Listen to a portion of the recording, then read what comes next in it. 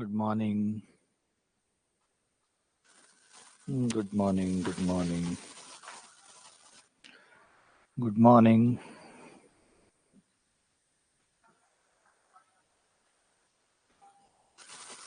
Radhe Radhe Radhe Radhe Radhe Radhe Radhe Radhe. Good morning. Good morning. Good morning. Very good morning.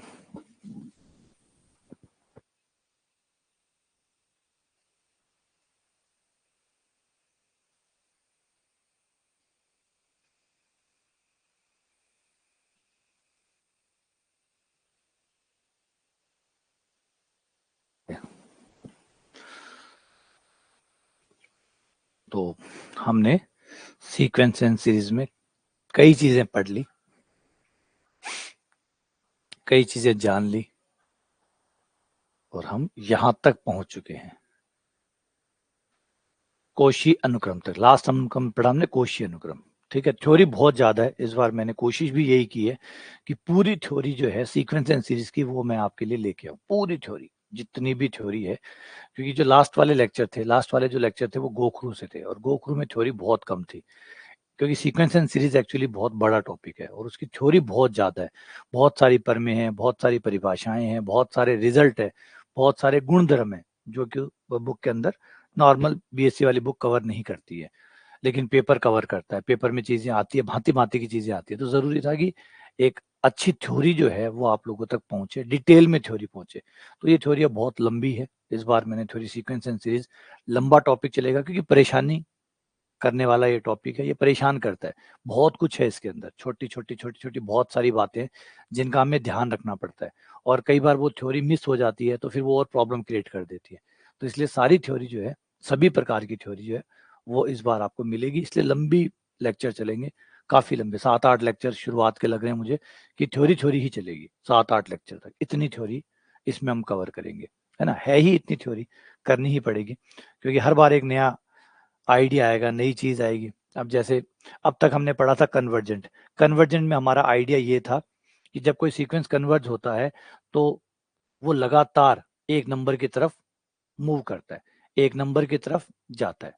Number number number number उस number के near near near by near by near by करता चला जाता है. उस number को प्राप्त करने की पूरी कोशिश करता रहता है. ये होता है जब आपका कन्वर्जेंट सीक्वेंस होता है. डाइवर्जेंट सीक्वेंस आप तब कहते हैं जब आपका सीक्वेंस चलता ही जाए, चलता ही जाए, चलता ही जाए और चलता ही जाए. इस चलता ही जाए को हम शुद्ध हिंदी में नहीं बोलेंगे क्योंकि शुद्ध हिंदी सही नहीं होती, क्योंकि वो फिर हमारे बीच में जो शंकाएं हैं वो पैदा कर देती है. परफेक्ट परिभाषा देंगे, परफेक्ट एकदम, ताकि कोई आगे जाके कोई डाउट क्रिएट ना हो. तो परिभाषा ये है कि कोई सीक्वेंस अगर आपके बनाए गए, बताए गए कोई भी नंबर, आप जो मन में आए वो नंबर बताइए, आपका सीक्वेंस उस नंबर को पार करता जाए, उसके आगे और आगे और आगे और आगे और आगे. आप जो भी नंबर बोले, आप जो भी नंबर बोले, अगर आपका सीक्वेंस उस हर नंबर को पार कर जा रहा है तो फिर ऐसा सीक्वेंस डाइवर्जेंट है. या फिर उल्टा भी ले सकते हैं, आप नीचे कोई नंबर लगाओ, जो भी नंबर आप लगाएंगे नीचे भी वो उस नंबर को पार करे जा रहा है, चाहे ऊपर पार करे जाए चाहे नीचे पार करे जाए, है ना. सिंपल परिभाषा भी बनाएंगे लेकिन सही परिभाषा ज्यादा इंपॉर्टेंट है. सरल परिभाषा से सही परिभाषा ज्यादा महत्वपूर्ण है. तो सही परिभाषा तो ये है कि आप जो भी नंबर खड़ा करेंगे, आप अपना एक नंबर बोलिए, जो भी नंबर बोलेंगे मेरा सीक्वेंस जो है वो उस नंबर को पार कर जाएगा. फिर आप कोई नंबर बोलिए, कोई बात, दोबारा बोल सकते हैं, दोबारा आप कोई नंबर बोलिए, सीक्वेंस उसे पार कर जाएगा. फिर कोई नंबर बोलिए, सीक्वेंस उसे पार कर जाएगा. यानी आपका अनुक्रम का हर एक पद कभी ना कभी आएगा और आपके बताए गए नंबर को पार करके आगे चला जाएगा. ये कभी प्रक्रिया नहीं रुकेगी. तो समझ जाओ कि सीक्वेंस डाइवर्जेंट है. सीक्वेंस डाइवर्जेंट है. सरल भाषा में हम कह सकते हैं कि हमारा सीक्वेंस प्लस अनंत की तरफ जाएगा. जैसे जैसे एन का मान बढ़ता जाएगा वो बढ़ता जाएगा, बढ़ता जाएगा, बढ़ता जाएगा, बढ़ता जाएगा और हर नंबर को पार करता हुआ जाता ही जाएगा, जाता ही जाएगा, जाता ही जाएगा, अनंत तक पहुंच जाएगा. तो इसे कहते हैं हम डाइवर्जेंट. ठीक है. तो सीक्वेंस कैसा दिखता होगा? ये ऐसा दिखता होगा कि आपका सीक्वेंस कहीं से भी शुरू हुआ, कहीं से भी, ये मान लीजिए A1 है, यहाँ शुरू हुआ, फिर A2 आया, A3 आया, A4 आया. लेकिन अगर डाइवर्जेंट सीक्वेंस हुआ तो आप कोई भी नंबर जो सेट करेंगे, मान लीजिए आपने ये नंबर सेट किया, इसको के कहा, तो मेरा सीक्वेंस कभी ना कभी किसी ना किसी नंबर पे इसे पार कर जाएगा। मान लीजिए वो A100 है जो इसको पार कर गया, कोई बात नहीं, आप दोबारा भी एक नंबर सेट कर सकते हैं, आप बार बार एक नंबर सेट कर सकते हैं। बोला गलती होगी, मैं नया नंबर सेट करना चाहता हूँ, ठीक है, एक नया नंबर सेट कर लो, K', ये सेट कर लिया, कोई बात नहीं, सीक्वेंस धीरे धीरे इसको भी पार कर जाएगा। मान लीजिए 1000वां या 10,000वां या 1,00,000वां या 1 करोड़वां पद आपके सीक्वेंस का ऐसा हुआ जो K' से आगे निकल गया। फिर आप दोबारा अपनी करेक्शन कर सकते हैं कि मैंने गलत नंबर ले लिया, मैं और नंबर लूंगा, ट्राई करो, नेक्स्ट टाइम फिर ट्राई, फिर आप एक नंबर K बोलो, मेरा सीक्वेंस का कोई ना कोई नंबर उस नंबर को भी पार कर जाएगा। यानी आप यूं समझिए कि आप कोई नंबर बता ही नहीं पाएंगे जिसको सीक्वेंस पार ना करे। इससे क्या आइडिया निकला, इससे क्या निकला, इससे क्या हुआ, समझ पा रहे हैं? थोड़ा सा विजुअलाइजेशन करो। देखो गणित अगर आप विजुअलाइज नहीं कर पा रहे हैं तो ये सारे समीकरण बकवास है। जैसे अल्बर्ट आइंस्टीन कहते थे, अगर आपके पास इमेजिनेशन नहीं है तो आपका ज्ञान बेकार है। क्योंकि सारे आइडिया, क्योंकि आप हर चीज को थ्योरेटिकली या प्रैक्टिकली करके नहीं देख सकते, हर चीज को आप पेन कॉपी से नहीं कर सकते, एक्सपेरिमेंट नहीं कर सकते, हर चीज को इमेजिनेशन किया जा सकता है, कल्पना की जाए, कल्पनाएं आपको कहीं भी ले जा सकती है। आप इस ग्रह पे बैठे, अभी आप कल्पना करिए आप मार्स पे चले जाएंगे, आप चांद पे चले जाएंगे, आप मंगल पे चले जाएंगे, आप शनि ग्रह तक पहुंच सकते हैं कल्पना में, लेकिन क्या प्रैक्टिकली ये संभव है? नहीं। आदमी चांद पे बाद में गया था, उसकी कल्पनाएं चांद पर पहले गई थी। तो कल्पनाओं में जो इमेजिनेशन में तो ताकत है वो कहीं और है ही नहीं, वो कमाल की चीज है। भगवान ने एक गॉड गिफ्ट हमें दिया है, वो है हमारी कल्पना शक्ति, और वो सबसे बड़ी सुपर पावर है। अगर उसको प्रॉपरली यूज करें तो द बेस्ट है।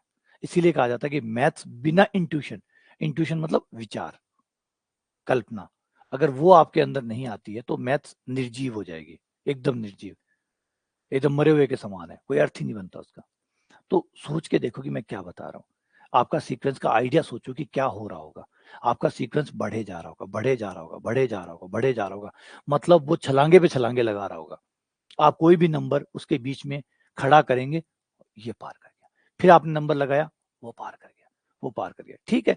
ये बात अलग है कि कब पार करेगा वो आइडिया नहीं है, पार करेगा कभी ना कभी, हर नंबर को वो पार करेगा। और जो हर नंबर को पार करेगा तो फिर तो वो कभी रुकेगा ही नहीं, और कभी रुकेगा ही नहीं तो फिर तो वो अनंत तक जाएगा, फिर तो वो अनंत तक जाएगा। तो ऐसा सीक्वेंस डाइवर्जेंट कहलाता है, ऐसा सीक्वेंस डाइवर्जेंट कहलाता है। अच्छा, इसका दूसरा भी पार्ट हो सकता है, कोई जरूरी नहीं है कि आगे की तरफ ही जाए, कोई बात नहीं, आगे मत जाए, पीछे चलो, पीछे चलो, पीछे भी तो अनंत होता है, माइनस अनंत, कोई बात नहीं, ऐसा भी कर लो। आपका सीक्वेंस ये भी डाइवर्जेंट ही कहलाएगा, ये भी डाइवर्जेंट ही कहलाएगा। अगर पीछे की तरफ मैं कोई भी नंबर सेट करूं और आपका सीक्वेंस पीछे के हर नंबर को पार कर रहा हो, कोई बात नहीं, पीछे आ जाओ, जाना अनंत पे चाहिए, चाहे इधर वाले अनंत पे जाए चाहे उधर वाले अनंत पे जाए। यहां पे भी आप कोई भी नंबर सेट करो, आपका नंबर, आपका सीक्वेंस उस नंबर को पार करके उससे पीछे चला जाएगा। इसका मतलब कंफर्म है कि ये सीक्वेंस रुकेगा ही नहीं, ये पीछे जाता जाएगा और माइनस अनंत पे पहुंच जाएगा। कोई बात नहीं, माइनस अनंत पे पहुंचो, हमें कोई दिक्कत नहीं है, प्लस अनंत भी हमारे लिए डाइवर्जेंट ही है, माइनस अनंत भी डाइवर्जेंट है, तो पीछे जाता रहो, पीछे भी नहीं रुकना चाहिए, पीछे चलता जाए चलता जाए चलता जाए चलता जाए, आगे जा रहा है तो आगे चलता जाए चलता जाए चलता जाए। अगर आगे जा रहा है तो प्लस अनंत प्राप्त करो, पीछे जा रहा है तो माइनस अनंत प्राप्त करो, दोनों ही केस में डाइवर्जेंट होगा। तो डाइवर्जेंट में हमने दो स्थितियां बनाई है, या तो वो प्लस अनंत की तरफ जा रहा हो या फिर माइनस अनंत की तरफ जा रहा हो।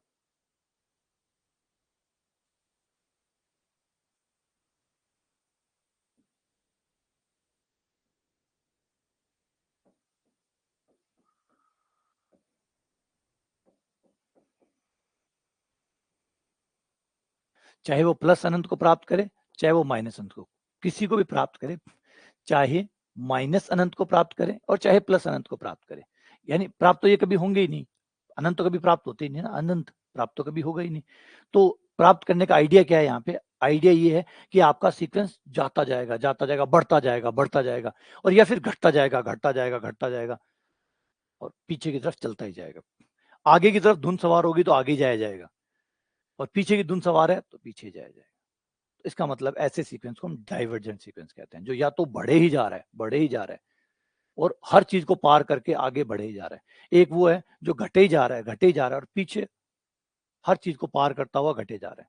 तो कोई बात नहीं, दोनों ही सीक्वेंस, दोनों में से चाहे वो प्लस अनंत को प्राप्त करे चाहे वो माइनस अनंत को प्राप्त करे, दोनों ही केस में हमारा सीक्वेंस डाइवर्जेंट कहलाएगा। डाइवर्जेंट का आइडिया समझ। अब इसका मतलब क्या हुआ? इसका मतलब ये हुआ कि सीक्वेंस सेटल डाउन होने के मूड में नहीं है। कन्वर्जेंट में आप सेटलमेंट देखते हैं कि भैया परिवार बसा लो, शादी कर लो, नौकरी लग जाओ, आराम से शांति से रहो। कन्वर्जेंट में एक तरह का आपको सेटलमेंट नजर आता है कि भैया शांति है, पीस ऑफ माइंड चाहिए, बड़ा दुख भा लिया, बहुत पढ़ लिया और बहुत सारा ये कर लिया वो कर लिया, अब शांति चाहिए। तो कन्वर्जेंट में आपको दिखेगा एक ठहराव, एक इकट्ठापन, बस भेड़ा हो जाता। और डाइवर्जेंट वाला ना, अभी तो और ऊंचाइयां, स्काई इज द लिमिट, वो वाला आइडिया निकल के आता है। स्काई इज द लिमिट, वो पार करे जा रहा है, पार करे जा रहा है, वो पार करे जा रहा है, वो पार करे जा रहा है। सेटलमेंट का कोई आइडिया ही नहीं है, कहीं है ही नहीं कि चलो अब ठहराव है, चलो रेस्ट करते हैं, थक गए नहीं, चलते जाओ, बढ़े चलो बढ़े चलो, चाहे प्लस अनंत की तरफ और चाहे माइनस अनंत की तरफ। इनको हम कहते हैं डाइवर्जेंट सीक्वेंस, जिसमें कोई ठहराव नाम की चीज नहीं होगी, वो सीमाओं पे सीमाएं पार करता जाएगा। तो दोनों में क्या फर्क हुआ? दोनों में क्या फर्क हुआ? कन्वर्जेंट में आपको एक ठहराव नजर आता है, जहां वो एक पॉइंट के आसपास इकट्ठा होने की कोशिश करता है। आपका सीक्वेंस धीरे धीरे एक पॉइंट, एक जीवन का लक्ष्य है, उसको प्राप्त करने की कोशिश करता है कि बस ये लक्ष्य है, इसको प्राप्त करना है। वो हर A1 A2 A3 जो सीक्वेंस है, वो लगातार प्रयास करता है उस लक्ष्य को प्राप्त करने की, उसके नजदीक जाने की। ये तो है कन्वर्जेंस। डाइवर्जेंस में ऐसा कोई लक्ष्य नहीं है, अनंत की तरफ भागे जाओ भागे जाओ भागे जाओ, है ना। जैसे इसका एक छोटा सा एग्जांपल देखेंगे आप लोग, तो कई बार आप देखेंगे बड़े बड़े जो PWD के ऑफिसर होते हैं, कई डिपार्टमेंट जैसे IAS में भी कई मिले हैं, उन्होंने 400 करोड़ रुपए इकट्ठे कर लिए, 400 करोड़ की रिश्वत इकट्ठी कर ली। अब 400 करोड़ एक्चुअली में 1 या 2 करोड़ रुपए इतना ज्यादा होता है कि आप प्रॉपरली खर्च नहीं कर सकते। 1-2 करोड़ लगता होगा छोटा है क्योंकि बोलने में आसान लगता है, लेकिन 1-2 करोड़ रुपए इतने ज्यादा होते हैं कि अगर आप खर्च करने जाएं तो कई महीने आपको लग जाएंगे खर्च करने में, और वो भी बिना रिपीटेशन कराए तो आप खर्च कर ही नहीं सकते। वही सामान आप बार बार लेके आएंगे, अगर आप हर बार नया नया सामान लेके आए तो 2 करोड़ रुपए आप खर्च नहीं कर सकते, इतने ज्यादा होते हैं 2 करोड़। अगर आपको लगता है कि आईफोन ले आऊंगा, ठीक है ले आओ, 1.5 लाख का आईफोन आता है, 1.5 लाख का आईफोन आता है। बोला मैं एक घर बना लूंगा, चलो आप घर बना लो, है ना। या तो भाई, या तो घर बना हुआ, चलो घर भी बना लो, 1 करोड़ में घर बन जाएगा। अब 1 करोड़ 1.25 लाख रुपए, उसके बाद में आप गाड़ी लाओगे, 30-40 लाख की गाड़ी ले आओ। इसके बाद में कहीं कुल मिला के आप देखेंगे कि 2 करोड़ आते आते तक सब कुछ आ चुका, अब सब कुछ आ चुका। अब सोचो 2 करोड़ में सारी इच्छाएं पूरी हो जाती है, और वो लोग इकट्ठा करके बैठे हैं 450 करोड़। कोई ने पूछे इतना इकट्ठा किस बात का कर रहे हो, कहाँ लेके जाओगे? बोले पता नहीं, बस करे जाओ करे जाओ। ये वो लोग हैं जिनके पास ऑब्जेक्टिव्स नहीं है, लाइफ के अर्थ नहीं है कि भाई हम कर क्या रहे हैं, उन्हें समझ में ही नहीं आ रहा। और लास्ट में ऐसे लोग कहाँ जाते हैं? जेल में, क्योंकि वो समझ ही नहीं पाते कि हम कर क्या रहे हैं। उन्हें समझ में ही नहीं आ रहा कि 450 करोड़ जो इकट्ठे करे जा रहे हैं, पाइपों में पैसे डाल डाल के रख रहे हैं, पाइपों में, पानी के जो पाइप है जिनमें पानी आना चाहिए उनमें गड्डियां डाल के रख रहे हैं, दीवार की सीलिंग में नोट चिनवा रहे हैं। क्या मतलब? कोई मतलब समझ आ रहा है क्या कर रहे हैं? बोला उनकी कहानियां छपती है बड़ी बड़ी, क्या किया, दीवारें फोड़ी पैसे निकले, ये दीवार फोड़ी पैसे निकाले, गद्दे फाड़े गड्डियां निकली। क्या कर रहे हो इनका? ये कर क्या रहे हो? तो समझ में, उनको खुद समझ में नहीं आ रहा कि कर क्या रहे हैं, बस कर रहे हैं इकट्ठा, और आ जाओ, और आने दो, और आने दो, और आने दो, बस ये कमरा भर लो, अब वो वाला कमरा भी भर लो, अब वो वाला भी कमरा भर लो। कमरा भरने का अर्थ? बोला नहीं। तो आप कई बार स्टोरी देखते होंगे कि 450 करोड़ पकड़े, कभी किसी के 300 करोड़ पकड़े। 300 करोड़ कितने ज्यादा होते हैं, लेकिन मजाल है वो समझ में नहीं आता उनको कि 300 करोड़ होते कैसे, इकट्ठा करे जा रहे हैं, उन्हें खुद नहीं पता कि पैसे कितने इकट्ठे हो गए। तो वही कुछ डाइवर्जेंट वाले में आइडिया में लगे, जिसका कोई उद्देश्य ही नहीं है, बस उसका उद्देश्य है और बड़े बनाना, और बड़े लेना, और बड़े प्राप्त करना, और बड़े प्राप्त करना, बस। बाकी ये नहीं समझ में आ रहा कि क्यों, कहाँ जाना है, मतलब कहीं नहीं जाना, चले चलो बढ़े चलो बढ़े चलो, और वो बढ़े चलो में चलते रहते हैं। तो आप प्लस अनंत पे जाएं चाहे माइनस अनंत पे जाएं, हमें इससे कोई प्रॉब्लम नहीं है, लेकिन आप कहीं ना कहीं एक तरफ जाएं, एक तरफ जाएं, बस। चाहे प्लस अनंत की तरफ जाएं चाहे माइनस अनंत की तरफ जाएं, लेकिन जाएं एक तरफ, जाएं एक तरफ। निचली सीमाएं तोड़ते हुए जाएं, कोई दिक्कत नहीं। ऊपरी सीमाएं तोड़ते हुए जाएं, कोई दिक्कत नहीं। ऊपर की हर सीमाएं तोड़ रहे हो, बहुत बढ़िया। ऊपर की हर सीमाएं तोड़ रहे हो मतलब प्लस अनंत पे जाओगे। नीचे की सारी सीमाएं तोड़ रहे हो मतलब माइनस अनंत पे जाओगे। तो चाहे प्लस अनंत पे जाओ आप, चाहे माइनस अनंत पे जाओ, कहीं सेटल नहीं हो रहे, अनंत पे जा रहे हो, ठीक है, आप डाइवर्जेंट सीक्वेंस हो, जिसे अपसारी कहा जाता है। अपसारी।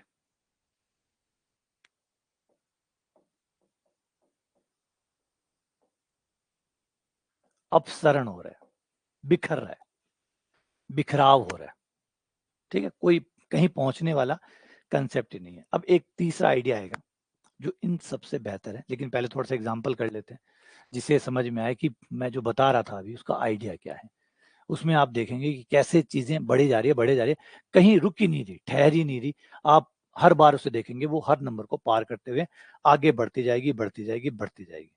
जैसे नंबर एक एग्जाम्पल देखो, पहला पद आया आपका 3, ठीक है, दूसरा आया 6, तीसरा आया 9, चौथा आएगा 12, अगला 15, फिर 18, फिर 18 के बाद 21, 24, 27, 30, 33, 36, 39। क्या लगता है इसको कोई ठहराव नजर आएगा कभी आपको? नहीं, कभी भी नहीं आएगा। an बराबर है 3n।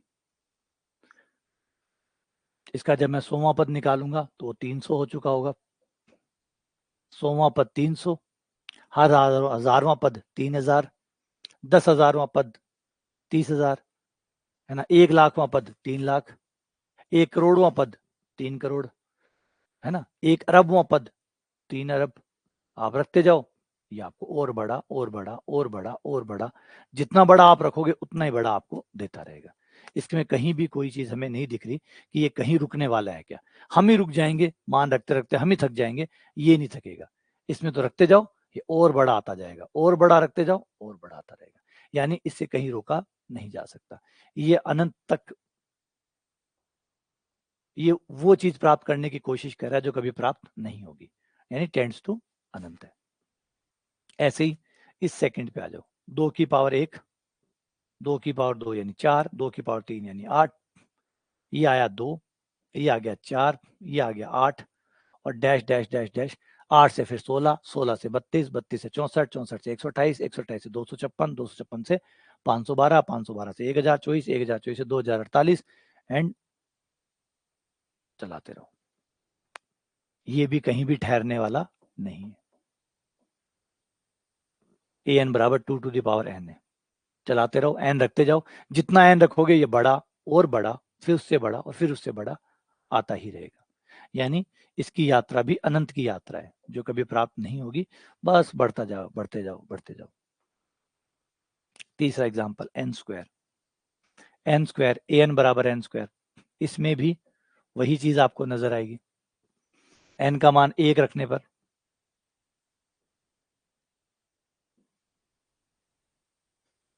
एन का मान 1 रखने पर 1, 2 रखने पर 4, 3 रखने पर 9, 4 रखने पर 16, 5 रखने पर 25, एंड डैश डैश डैश। अब कल्पना कर सकते हो कि इसमें कोई भी ठहराव है ही नहीं, ठहराव है ही नहीं, बढ़े जाओ, बढ़े जाओ, बढ़े जाओ और बढ़े जाओ, यानी इसे कहीं रोका नहीं जा सकता।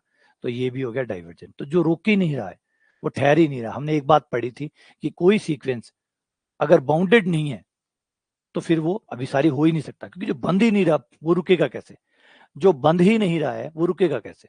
याद है, बाउंडेड होना, परिबद्ध होना अभिसारी होने की आवश्यक शर्त है। जो चीज बंद ही नहीं रही है वो रुकेगी कैसे? पहले बंधे, इसका मतलब कन्फर्म है, चलो इन दो के बीच में ही है, फिर बात करें कि भाई इन दो के बीच में, तो चलो अब किस तरफ जा रही है या नहीं जा रही है, फिर उसको टेस्ट करते हैं।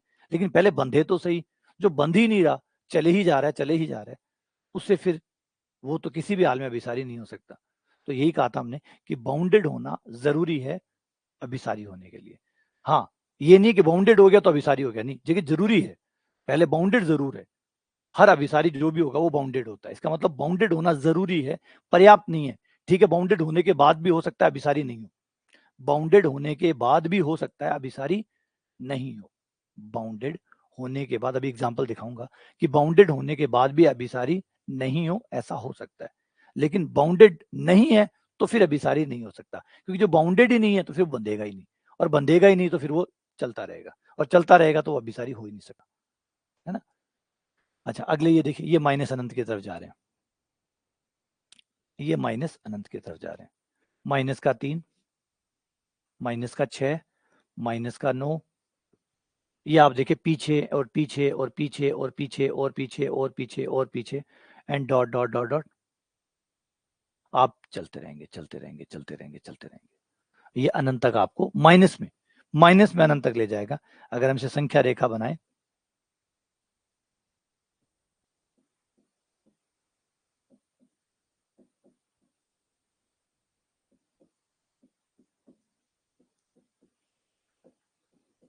ये आपकी संख्या रेखा होगी,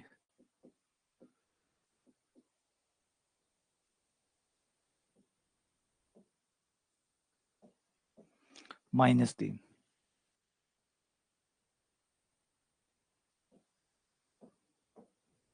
-6, ये पहला आया, ये दूसरा आया, तीसरा, -3 आया, -6 आया, फिर -9 आया, फिर -12 आया, फिर -15 आया, फिर -18 आया। इसका मतलब है कि ये बंदा पीछे से पीछे बढ़ते चलो बढ़े चलो है, तो ये कभी नहीं रुकने वाला, ये माइनस अनंत तक जाने का कोशिश करता ही रहेगा। यानी चाहे उधर जाए चाहे इधर जाए, हमारा कोई इधर उधर से लड़ाई नहीं है, भैया अनंत को प्राप्त करो, उधर वाले अनंत को प्राप्त करो या इधर वाले को प्राप्त करो, वो अपसारी है, डाइवर्जेंट है। इसमें भी यही है, -2, -2 का स्क्वायर, -2 की क्यूब, ये आपको माइनस के अनंत की तरफ जाता हुआ नजर आएगा। ये हो गया आपका माइनस का एन स्क्वायर, ये भी वैसे ही है, माइनस का एन स्क्वायर यानी -1, फिर -4, 2 रखने पर 4, -4, -9, -16, -25 एंड सो ऑन, ये उधर चला जाएगा। तो ये सीक्वेंस हो गया डाइवर्जेंट, जो या तो अनंत की तरफ प्लस अनंत को पकड़ रहे हैं उसकी तरफ जाए जा रहे हैं, या माइनस अनंत की तरफ जाए जा रहे हैं, ठीक है, जो कभी ना रुके। आ जाओ, एक तीसरे प्रकार का है जिसको कहते हैं दोलनीय अनुक्रम, दोलनीय अनुक्रम।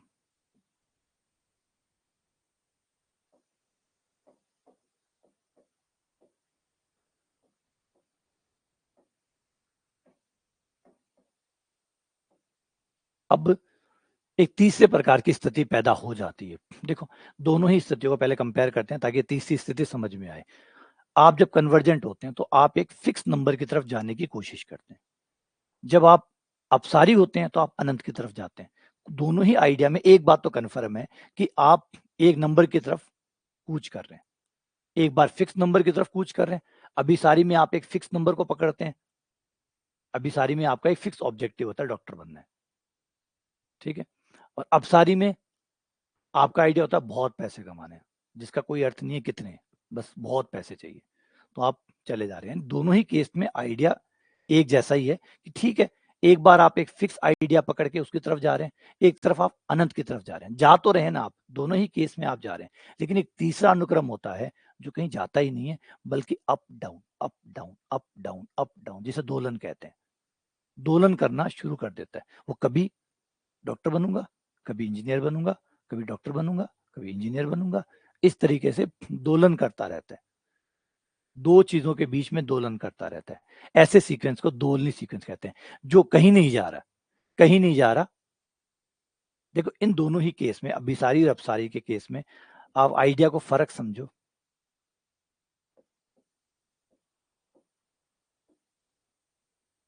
एक में आप एक फिक्स नंबर एल की तरफ जाते हैं, और एक में आप अनंत की तरफ जाते हैं, चाहे प्लस अनंत चले जाओ और चाहे माइनस अनंत चले जाओ, दोनों में एक बात कंफर्म है, जा तो रहे हो ना, जा तो रहे हो, दोनों में ही आप कहीं ना कहीं जा रहे हो, आप में मन में भटकाव तो नहीं है, एटलीस्ट दोनों ही केस में आपके मन में भटकाव तो नहीं है।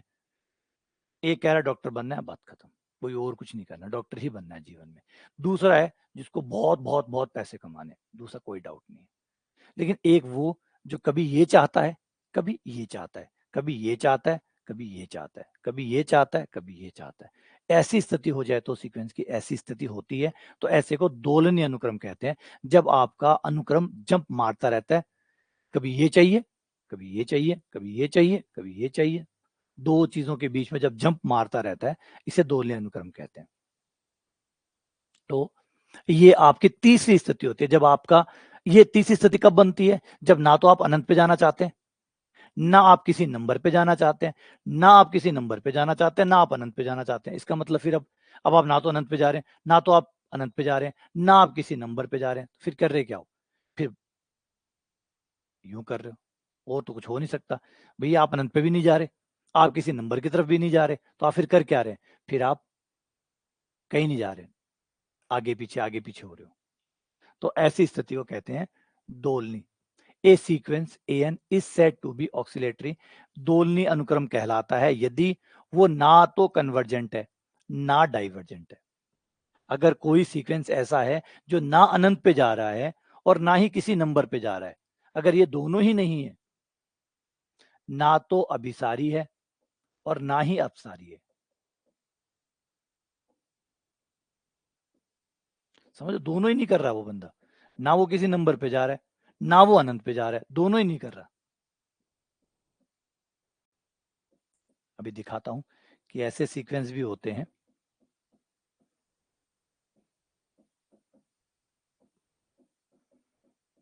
कि ना तो किसी परिमित संख्या पे जाऊंगा, ना किसी अपरिमित संख्या पे जाऊंगा, दोनों पे नहीं जाऊंगा, बल्कि नौटंकिया करूंगा।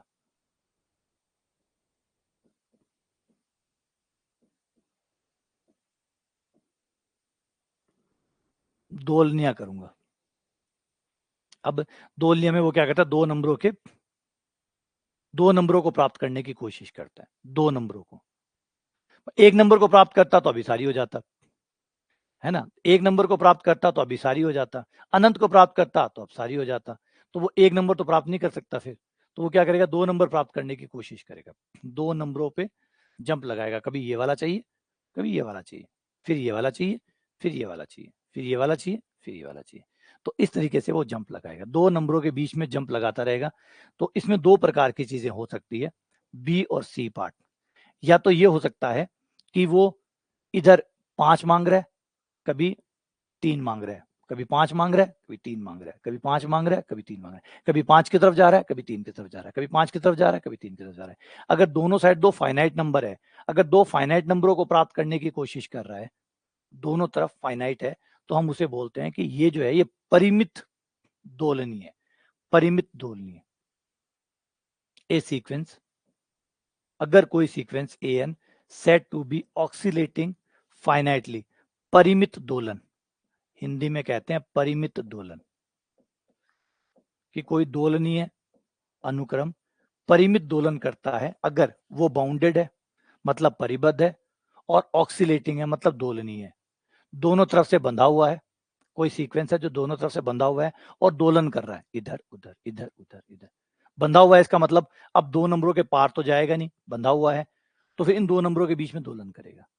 तो इसे कहते हैं परिमित दोलनीय अनुक्रम, परिमित दोलनीय। एक दूसरा होता है जो अनबाउंडेड होता है, अपरिबद्ध होता है, और फिर भी ऑक्सीलेटिंग भी करता है, मतलब वो इधर भी बढ़े जा रहा है, इधर भी बढ़े जा रहा है, एक बार इधर जाता है, फिर एक बार इधर जाता है, फिर एक बार इधर जाता है और बढ़े जा रहा है, इधर भी बढ़े जा रहा है, इधर भी बढ़े जा रहा है, रुक कहीं नहीं रहा, उधर भी बढ़े जा रहा है, एक बार उधर चला जाता है बहुत दूर तक, फिर वापस जंप लगा के इधर चला जाता है, फिर इधर से जंप लगा के वापस इधर चला जाता है, फिर इधर से जंप लगा के वापस इधर चला जाता है, दूर भी जाया जा रहा है और जंप भी लगाया जा रहा है। तो ऐसे को हम कहते हैं भाई अपरिमित दोलनीय, इनफाइनाइट अपरिमित दोलनीय। अभी अजीब लग रहा होगा, एक बार आ जाओ, अजीब कुछ नहीं है।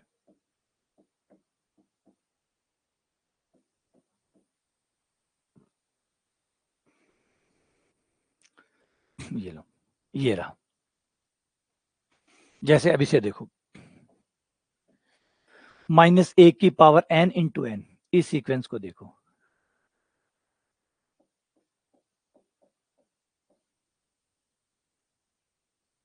इस सीक्वेंस को देखो। अब ये सीक्वेंस जो है ये जंप लगाएगा, ये खाली जंप लगाएगा। इसको संख्या रेखा पे बनाते हैं।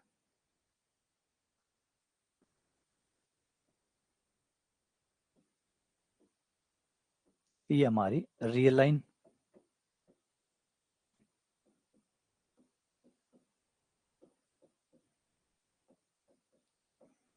ठीक है। पहला पॉइंट, पहला n का मान 1 रखने पर, n का मान 1 रखने पर n का मान 1 रखोगे तो -1 की पावर 1 इंटू 1 यानी -1 आ गया, तो ये आपका a1 आ गया। अब a1 आया। अब n का मान 2 रखो, n का मान 2 रखते ही -1 की पावर 2 इंटू 2, ये प्लस का 2 आ गया, प्लस का 2 आ गया, यानी अगला पद आपका अब यहाँ आ गया, ये आपका a2 आ गया। ठीक है, अब n का मान 3 रखो, 3 रखने पर ये आ गया -1 की पावर 3 यानी 3, ये 3 आ गया। अब अगला पद आपका यहाँ आ गया, ये आपका a3 आ गया। अब n का मान 4 रखने पर, n का मान 4 रखने पर -1 की पावर 4 इंटू 4 यानी प्लस का 4 आ गया,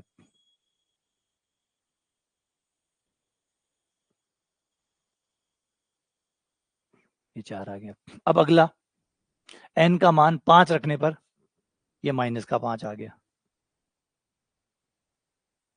ये इधर आ जाएगा।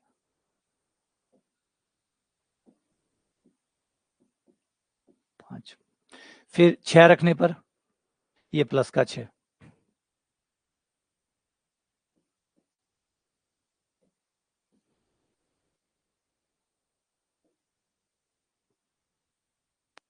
ये लो, ये 6।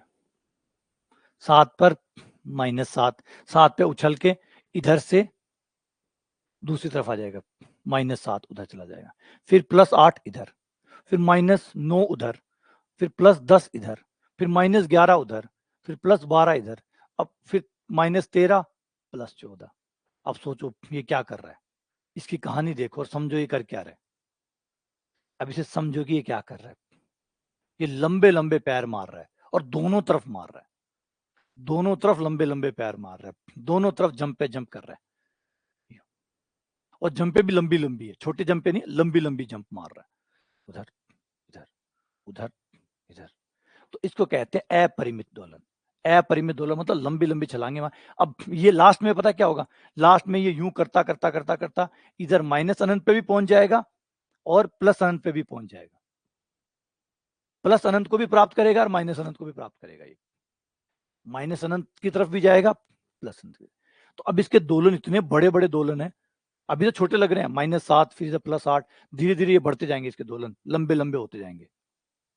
तो इधर ये प्लस अनंत को भी प्राप्त करेगा, माइनस अनंत को भी प्राप्त करेगा। अब इसमें दोनों प्राप्त होंगे, दोनों आएंगे, ये दोनों को प्राप्त कर रहा है। यहां दिक्कत आ जाती है कि ऐसा अनुक्रम जो 2 नंबरों को प्राप्त कर रहा है, 2 नंबरों को प्राप्त कर रहा है, क्योंकि हमारा चाहे डाइवर्जेंट हो, चाहे अपसारी हो, चाहे अभिसारी हो, एक ही नंबर को प्राप्त करते हैं, नंबर एक ही होता है। एक नंबर का मतलब चाहे अगर अभिसारी है तो एक फिक्स नंबर होगा, 5, 15, 13, 11 जो भी है उसको पकड़ेगा। अभी अपसारी है तो अनंत को पकड़ेगा, चाहे प्लस अनंत पकड़े चाहे माइनस अनंत पकड़े, लेकिन दो नहीं पकड़ेगा, एक पकड़ेगा, चाहे प्लस अनंत पकड़े चाहे माइनस अनंत पकड़े, एक नंबर को पकड़ेगा, उसको प्राप्त करेगा। लेकिन दोलनी में क्या होता है, वो 2 नंबरों को प्राप्त करता है। अब यहां पे आप कहेंगे कि ये अनुक्रम प्लस अनंत को भी प्राप्त करेगा और माइनस अनंत को भी प्राप्त करेगा। अब इस अनुक्रम की कहानी ये है कि अगर मैं n का मान बढ़ाए जाऊं तो यह अनुक्रम प्लस अनंत और माइनस अनंत दोनों को प्राप्त करेगा। आप नहीं कह सकते खाली प्लस अनंत, ना, प्लस अनंत नहीं है, माइनस अनंत भी है, क्योंकि जिस समय प्लस अनंत को प्राप्त करेगा उससे जस्ट पहले माइनस अनंत आ जाएगा, है ना, तो दोनों प्राप्त करेगा। तो ऐसे को हम कहते हैं अपरिमित दोलनीय। अपरिमित दोलनीय, दोलन कर रहा है लेकिन अपरिमित दोलन कर रहा है। अपरिमित मतलब माइनस अनंत और प्लस अनंत दोनों को प्राप्त कर रहा है। अच्छा, एक होता है परिमित दोलन। परिमित दोलन का मतलब 2 नंबरों के बीच बीच में ही चलेगा, जैसे ये रहा, ये ले लो, ए एन बराबर -1 की पावर n। अब इस सीक्वेंस को तो दोलन यहां भी होंगे, दोलन यहां भी होंगे, लेकिन यहां के दोलन और इसके दोलन में अंतर समझो।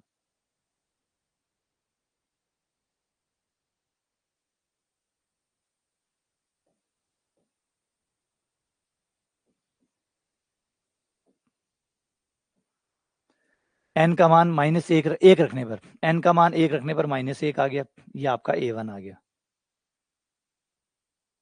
फिर n का मान 2 रखने पर प्लस का 1 आ गया, तो ये आपका a2 आ गया, सॉरी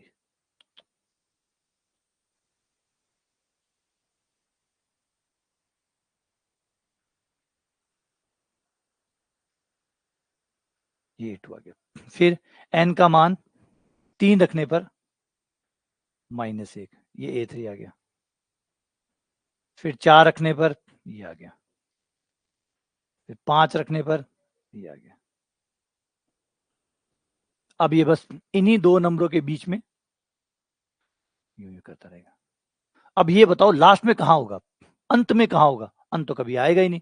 अंत कभी आएगा नहीं तो कभी -1 पे होगा, कभी +1 पे होगा, कभी -1 पे होगा, कभी +1 होगा। अब आप ये बताओ कि सबसे लास्ट में ये कहाँ होगा? सबसे लास्ट में ये कहाँ होगा? मतलब -1 पे भी है, +1 पे भी है, दोनों जगह। क्योंकि अनंत आप n का मान बढ़ाए जाएंगे, अनंत रखेंगे। हाँ, अगर n का मान फिक्स होता, जैसे आप मुझे पूछे कि 50 पे कहाँ होगा, तो 50 पे ये 1 पर होगा। आप पूछते 51 पे कब होगा? 51 पे क्या होगा? 51 पे -1 आएगा, 52 पे +1 आएगा, 53 पे -1 आएगा, 54 पे +1 आएगा, 55 पे -1 आएगा, 56 पे +1 आएगा, 57 पे -1 आएगा, 58 पे +1 आएगा, 59 पे -1 आएगा। लेकिन हम तो n का मान ये 60 59 थोड़ी रख रहे हैं, हम तो बढ़ाए जा रहे हैं, बढ़ाए जा रहे हैं, बढ़ाए जा रहे हैं। हम तो अनंत तक लेके जाएंगे। अब अनंत सम होता है या विषम होता है? अनंत सम होता है या विषम होता है? बोले अनंत तो कुछ नहीं होता, क्योंकि अनंत कभी आता ही नहीं है, वो चलता रहता है। तो चलता रहता है तो ये दोलन चलते रहेंगे। तो इसका मतलब आपको -1 भी आएगा और +1 भी आएगा। तो अब आप -1 और +1 के बीच में, अब आपका इस टाइम आपका सीक्वेंस 2 नंबरों को प्राप्त कर रहा है।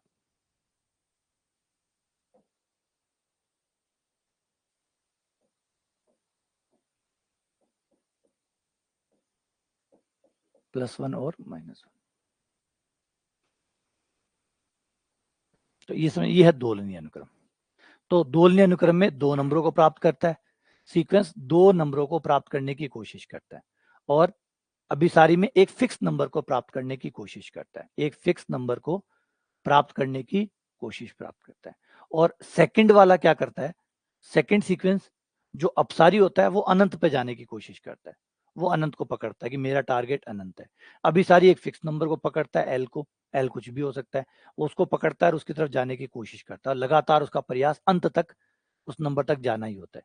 और अभिसारी अपसारी में अनंत पे जाना होता है, चाहे प्लस अनंत हो चाहे माइनस अनंत हो। और ये जो तीसरा अनुक्रम है दोलनी, इसका आइडिया होता है 2 नंबरों के बीच में झूलना। ये झूलता रहता है। तो ये 3 ही प्रकार की संभावनाएं किसी अनुक्रम में हो सकती है। कोई अनुक्रम अभिसारी, अपसारी और दोलनी, इन 3 में से कोई एक हो सकता है और इसके अलावा कोई और प्रकार नहीं हो सकता। 3 ही प्रकार के सीक्वेंस हो सकते हैं, सिर्फ 3 प्रकार के, इससे ज्यादा नहीं हो सकता। ठीक है ना? इन 3 में से कोई एक प्रकार आपके अनुक्रम का होगा। इन 3 में से कोई एक प्रकार आपके अनुक्रम का होगा। If a sequence diverse to infinity, अगर आपका कोई सीक्वेंस, अब पर में है कुछ महत्वपूर्ण, अगर आपका कोई सीक्वेंस अनंत पर अपसारी है, मतलब अनंत पे जा रहा है, तो an इज बाउंडेड बिलो, तो आपका सीक्वेंस नीचे से बंधा हुआ है और ऊपर से अपरिबद्ध है। अगर आपका कोई सीक्वेंस अनंत की तरफ जा रहा है, प्लस अनंत की तरफ जा रहा है, तो हम उसके बारे में ये बता सकते हैं कि वो नीचे से रुका हुआ है, मतलब नीचे से बंधा हुआ है और ऊपर से खुला हुआ है। सोचो सही है गलत है? सोचो सही गलत है या नहीं? क्या इस पर में, अब मैंने वही तो कहता हूँ, चिंतन ज्यादा करो, है ना? हमेशा कहा जाता है जो स्मार्ट स्टूडेंट होता है या जो सही में स्पेशल टीचर स्टूडेंट होता है, उसकी एक खास बात होती है, वो पढ़ता कम है, चिंतन ज्यादा करता है। नॉर्मली बच्चे क्या करते हैं, पढ़ते जाते हैं, चिंतन कम करते हैं। मतलब पढ़े तो वो 8 घंटे रहेंगे, 8 घंटे पढ़ रहे हैं, सोच कम रहे हैं, सोच ही नहीं रहे, एक बार ठहर के सोच ही नहीं रहे कि सीक्वेंस होता क्या है। सीक्वेंस के बारे में 50 पेज पढ़ लेंगे, सोचा 1 पेज के बारे में भी नहीं है, सोचा 1 पेज के बारे में भी नहीं है। पढ़ने का जो सही तरीका होता है वो नॉर्मली होता है कि 1 घंटा पढ़ा, 3 घंटा सोचा कि वो क्या कह रहा है, वो क्या बताना चाहता है, क्या अर्थ है, क्या मायने रखता है, क्यों ऐसा है। 1000 सवाल होते हैं जो आप उस पर उठाते हैं, इसे कहते हैं चिंतन करना। लेकिन ये बहुत प्रॉब्लमेटिक होता है, क्योंकि इससे पेन होता है, आपके आपके दिमाग में पेन होता है। सोचो अगर आपने एक पेज लिखा हुआ है, एक पेज लिखने में आपको 10 मिनट लगे, अब आपको अगले आधा घंटा उस पेज को पढ़ना है, समझना है, क्वेश्चन करने हैं, सवाल उठाने हैं। अधिकतर लोग तो इस बात को इसलिए खारिज कर देंगे, बोला इस तरीके से तुम्हारा कोर्स कभी होगा ही नहीं। बिल्कुल नहीं होगा, सही बात है। लेकिन जितना कोर्स होगा वो बेमिसाल होगा। इससे जितना भी कोर्स आपका होगा वो बेमिसाल होगा। और दूसरा, जिन्होंने कोर्स पूरे कर लिए उन्होंने कौन से तारे तोड़ लिए? जिन लोगों ने 3 महीनों में या 6 महीनों में कोर्स कर लिए उन्होंने कौन से तारे तोड़ लिए? तो कोई मतलब नहीं बनता कि आप ये सोचो कि 3 महीने में 6 महीने में कोर्स हो गया। कर लो, कोर्स तो सदियों से होता आ रहा है। आप जिस भी क्लास में पढ़े हो उसमें कोर्स हुआ है। जिस भी क्लास में आप पढ़े हो उसमें कोर्स हुआ है। अगर आप 12th की बात करें तो हिंदी का भी पूरा हुआ था, इंग्लिश का भी पूरा हुआ था, फिजिक्स का भी पूरा हुआ था, केमिस्ट्री का भी पूरा हुआ था और मैथ्स का भी पूरा हुआ था। हुआ तो क्या हुआ? पूरा होके क्या हुआ? आज दोबारा पढ़ रहे हैं, है ना? आज दोबारा पढ़ रहे हैं। तो कहने का मतलब ये नहीं कि पूरा हो गया इसका मतलब सही हो गया। पूरा हो गया इसका मतलब सही हो गया नहीं। क्या कम रह गया फिर? कमी क्या रही? कमी ये रहा कि पढ़ा तो बहुत, चिंतन नहीं हुआ। और जब तक चिंतन नहीं होगा तब तक वो पढ़ा हुआ ठहरेगा ही नहीं, क्योंकि उसका अर्थ, मायने वो तो जनरेट होते ही नहीं है। वो तो तब जनरेट होते हैं जब आप उस पर बैठ के सोचते हैं कि क्या काम आएगा, कैसे काम में लूं, मेरे क्या काम आएगा, कहना क्या चाहता है, इसका अर्थ क्या है। जैसे भी ये अभी अनबाउंडेड पढ़ा, तो ये थ्योरम क्या बनी है? थ्योरम उसी का तो चिंतन है। थ्योरम क्या है? उसी जो भी बाउंडेड, हमने जो अपसारी की परिभाषा बनाई थी डाइवर्जेंट की, उस परिभाषा का ही तो एक दूसरा अर्थ है कि जब कोई अनुक्रम अपसारी होगा और वो अनंत पे जा रहा होगा तो इसका क्या मायने होगा, इसका मतलब क्या होगा, क्या दिख रहा होगा उस सीक्वेंस में? तो वो अनंत की तरफ जा रहा है, इसका मतलब वो नीचे अब नहीं जा रहा। अब वो नीचे नहीं जा रहा, क्योंकि अभिसारी अपसारी है। अपसारी है तो एक तरफ ही जाएगा। एक तरफ जाएगा तो अगर वो अनंत की तरफ जाने लग गया तो फिर इसका मतलब वो अब नीचे नहीं जा रहा, तो नीचे उसको बांधा हुआ, फिर नीचे वो बन जाएगा। ये है चिंतन, जब आप चीजों को उसे सोचते भी हैं कि वो कहना क्या चाहता है और उसके मतलब क्या है, उसके मायने क्या है। समझ रहे हैं? ये बिल्कुल थ्योरम बन जाएगी आपकी। थोड़ा सा चिंतन करोगे थ्योरम बन जाएगी, है ना? जब आप कह रहे हो कि हमारा सीक्वेंस डाइवर्जेंट है और वो भी अनंत पे, प्लस अनंत पे डाइवर्जेंट है, इसका मतलब आपका सीक्वेंस अनंत की तरफ जा रहा है। अनंत की तरफ जा रहा है, उधर जा रहा है। अब उधर जा रहा है इसका मतलब इधर तो नहीं जा रहा। इधर नहीं जा रहा है इसका मतलब इधर बंधा हुआ है। उधर जा रहा है, अगर आपकी गाड़ी उधर जा रही है इसका मतलब इधर नहीं जा रही। इधर नहीं जा रही तो इधर फिक्स पॉइंट है जिसको आप पार नहीं करेंगे, तो यहाँ से बाउंडेड हुआ नहीं हुआ, हो गया। बस यही पर में कहती है कि अगर कोई प्लस अनंत पे डाइवर्ज कर रहा है तो वो नीचे से बंधा हुआ है, ऊपर से खुला हुआ है।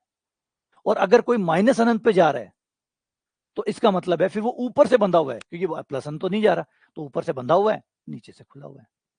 तो अनबाउंडेड बिलो है, नीचे से अनबाउंडेड है और ऊपर से बाउंडेड है। आया ये अर्थ? सिंपल, उसकी डेफिनेशन के अंदर ये परिभाषा है, ये पर में उसके अंदर ही आ जाएंगी। जब आप थोड़ा सा सोचेंगे कि सीक्वेंस प्लस अनंत पे जा रहा है, इसका मतलब नीचे नहीं जा रहा होगा। नीचे नहीं जा रहा होगा तो नीचे से बंध गया।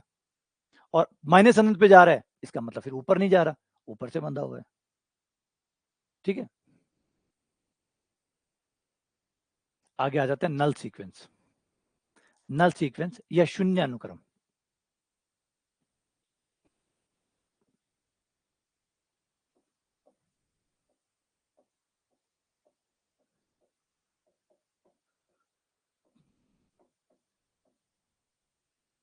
शून्य अनुक्रम, शून्य अनुक्रम वो अनुक्रम होते हैं जो जीरो पे कन्वर्ज करते हैं, अभिसारी होते हैं, जिनकी लिमिट जीरो होती है।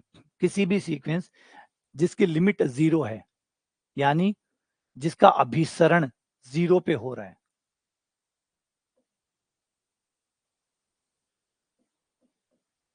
ऐसे सीक्वेंस को नल सीक्वेंस कहते हैं या शून्य अनुक्रम कहते हैं। वैसे एकदम शुद्ध नाम नहीं है शून्य, क्योंकि अब हिंदी में नाम एग्जैक्टली होना बड़ा मुश्किल हो जाता है कई बार। नल जो है उसको एग्जैक्टली हिंदी में क्या बोलते हैं, कि हिंदी में नाम होते ही नहीं है इनके। हिंदी के नाम फिर वोकैबुलरी से उठाए जाते हैं और वोकैबुलरी में उसके आसपास का जो वर्ड होता है फिर वो आता है। तो यहाँ शून्य शब्द एग्जैक्ट परफेक्ट शब्द नहीं है,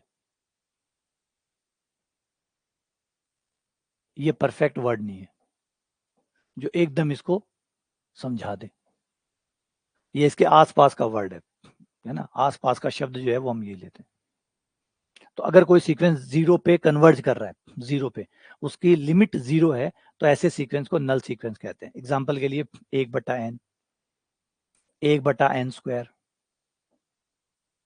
1/2n, ये सारे सीक्वेंस नल सीक्वेंस है, क्योंकि ये सीक्वेंस जैसे जैसे n का मान बढ़ेगा, जैसे जैसे n का मान बढ़ेगा ये टेंड्स टू 0 हो जाएंगे, ये 0 की तरफ चलते जाएंगे।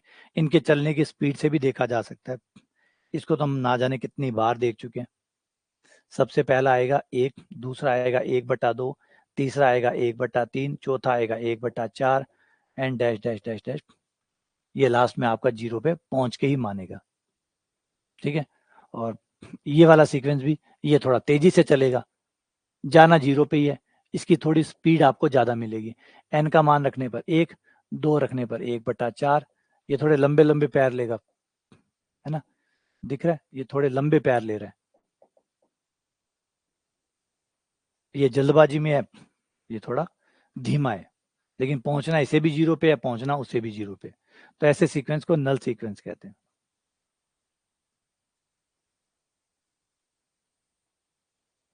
नहीं, नल का मतलब रिक्त नहीं होता।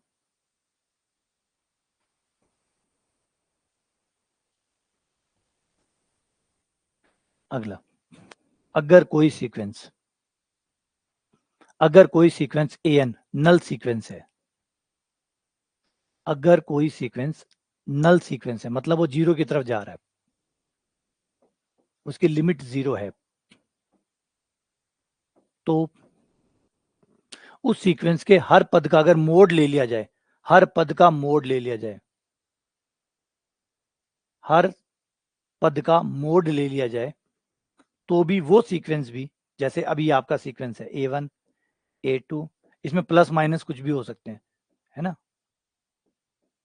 प्लस माइनस कुछ भी हो सकते हैं, कोई भी पद प्लस का हो सकता है, कोई भी माइनस का हो सकता है, बस इतना पता है कि चाहे प्लस हो चाहे माइनस हो, ये सीक्वेंस लास्ट में 0 पे जा रहा है, ये सीक्वेंस लास्ट में 0 पे जा रहा है। तो अगर हम हर पद का मोड ले लें, जैसे mode A1, mode A2, mode A3, इन सब का मोड ले लें और फिर उस सीक्वेंस को देखें, मोड लेने के बाद जो सीक्वेंस बना है उसे देखें, तो वह सीक्वेंस भी 0 पे ही जाएगा, वो भी 0 पे ही जाएगा, वह भी 0 पे ही जाएगा। एग्जाम्पल के लिए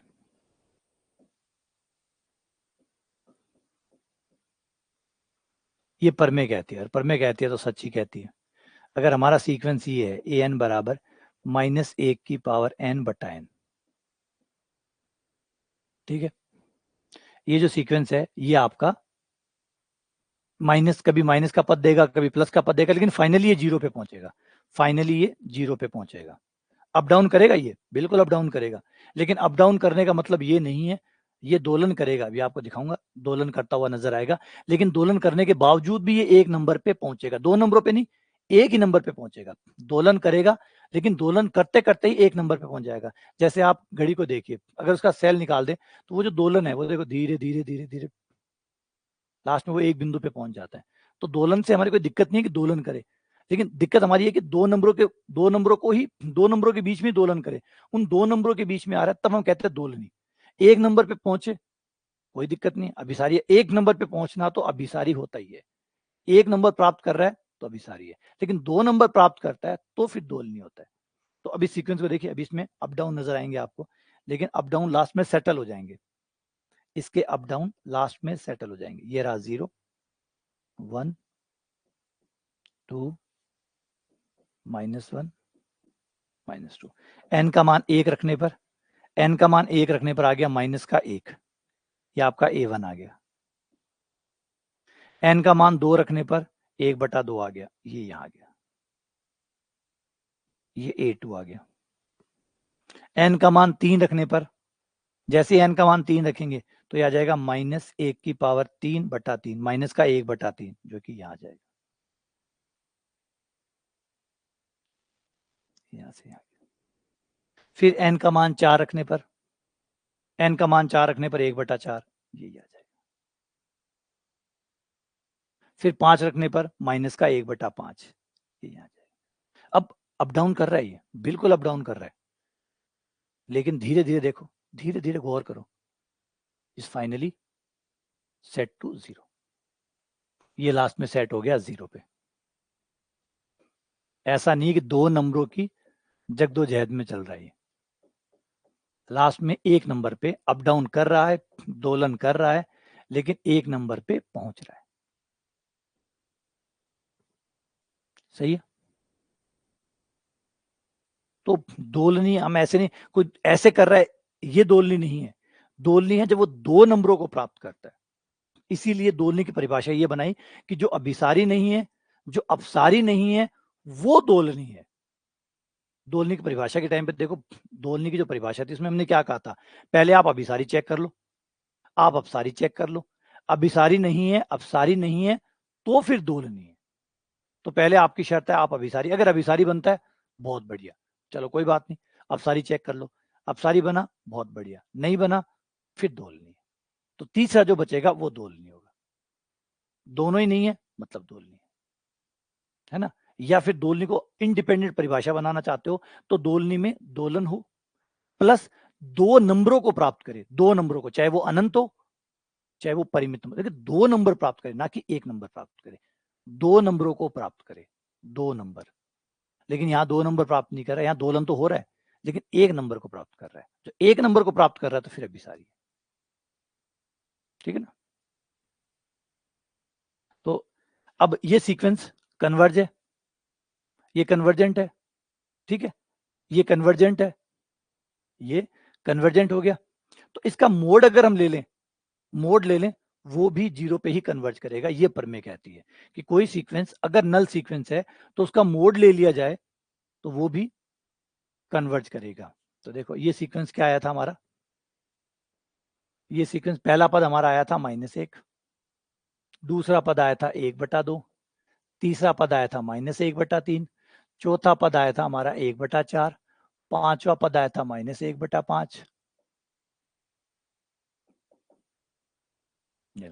अब अगर इस सीक्वेंस का हम मोड ले लें, ये सीक्वेंस 0 पे जा रहा है, पर मैं कहती है अगर कोई सीक्वेंस 0 पे जा रहा है तो उसके सभी पदों का मोड लेकर जो सीक्वेंस बनेगा, जैसे इसका मोड ले लिया +1 आ गया, इसका मोड ले लिया 1/2 आ गया, इसका मोड ले लिया 1/3 आ गया, इसका मोड 1/4, इसका मोड 1/5, सबका मोड ले लिया, ये सीक्वेंस भी 0 पे ही जाएगा, यह सीक्वेंस भी 0 पे ही जाएगा। तो कोई सीक्वेंस अगर 0 पे जा रहा है तो उसके मोड लेकर उसके पदों को बनाया जाए तो वो भी सीक्वेंस जो बनेगा वो भी वैसा ही सीक्वेंस होगा जो 0 की तरफ जाएगा। ये भी 0 पे जाने वाला ही हाँ, बस इसके दोलन बंद हो जाएंगे, अब वो एक मुस्त 0 की तरफ जाएगा, इतना हो जाएगा। बाकी रहेगा अभी भी अभिसारी, पहले भी अभिसारी था, अभी भी अभिसारी है, पहले भी 0 पे जा रहा था और अभी भी 0 पे ही जाएगा। ये प्रमेय कहती है। अगला,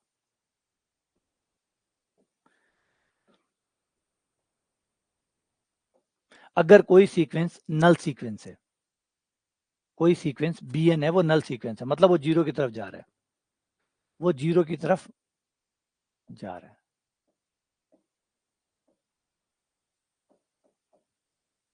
और एक सीक्वेंस है An जो आपके Bn से कम है, एक सीक्वेंस है An जिसका हर पद आपके Bn सीक्वेंस से छोटा है या बराबर है। एक सीक्वेंस और है जिसका नाम An है, उसका हर पद आपके Bn सीक्वेंस से छोटा है, उसका हर पद आपके Bn सीक्वेंस से छोटा है। मोड An मतलब An का आप मोड लें, Bn का आप मोड लें तो An का मोड Bn के मोड से छोटा आएगा। मतलब ये जो नया सीक्वेंस है An, इसका हर पद आपके B सीक्वेंस के पद, पर्टिकुलर पद से छोटा है। मतलब A1 मोड A1 छोटा है मोड B1 से या बराबर है, A2 मोड A2 छोटा है मोड B2 से, मोड A3 छोटा है मोड B3 से। तो अगर ऐसा है तो फिर ये सीक्वेंस भी 0 पे ही कन्वर्ज करेगा, यह सीक्वेंस भी 0 पे कन्वर्ज करेगा।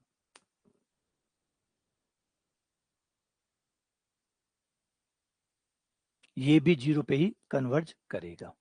दो शर्तें हैं। शर्त नंबर 1 कि पहले आपके पास एक सीक्वेंस हो जो 0 की तरफ जाता हो,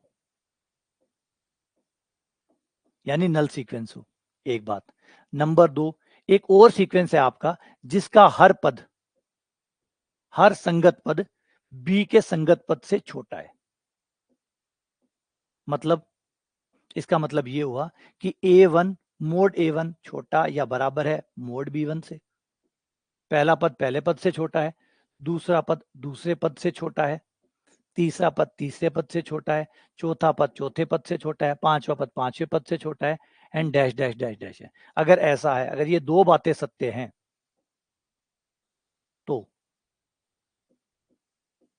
आपका सीक्वेंस ए एंड बी 0 पे ही जाएगा, वो भी 0 पे कन्वर्ज करेगा। ये प्रमेय कहती है। अगर आपका बी एन एक नल सीक्वेंस है और आपका ए एन जो है वो बी एन से छोटा है, तो फिर वो भी 0 पे ही जाएगा, वो भी कन्वर्ज करेगा 0 पे। अब यहाँ पे एक नोट लिखा हुआ जो बहुत इंपॉर्टेंट है कि इस प्रमेय की गलत फहमी मत पाल लीजिएगा कि आप ये सोचो कि बी एन मान लो किसी एल पे जा रहा है, बी एन किसी एल पे जा रहा है। ये बात सिर्फ नल सीक्वेंस के लिए सत्य है, सिर्फ नल सीक्वेंस के लिए ये बात सत्य है।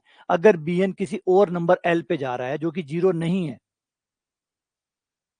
अगर बी एन किसी और नंबर एल पे जा रहा है जो 0 नहीं है, और तब ए एन छोटा है बी एन से, तो इसका मतलब ये नहीं कि ए एन भी एल पे जाएगा, नहीं।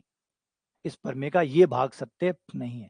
इस प्रमेय का सिर्फ इतना भाग सत्य है कि बी एन अगर नल सीक्वेंस है, मतलब वो 0 की तरफ जा रहा है, फिर कोई ए एन सीक्वेंस है जो बी एन से छोटा है, तो ए एन भी 0 की तरफ ही जाएगा। लेकिन ऐसा नहीं है कि बी एन एक की तरफ जा रहा है, हर ए एन बी एन से छोटा है तो ए एन भी एक की तरफ जाएगा। ये एक के लिए सत्य नहीं है, 0 के लिए सत्य है। उसकी गारंटी 0 के अलावा कोई गारंटी इस थ्योरम की नहीं रहेगी। 0 से बाहर जाते ही गारंटी लैप्स हो जाएगी। 0 से बाहर जाते ही इस प्रमेय की गारंटी लैप्स हो जाएगी। फिर आप अपने रिस्क पे खेलो जो खेलना है।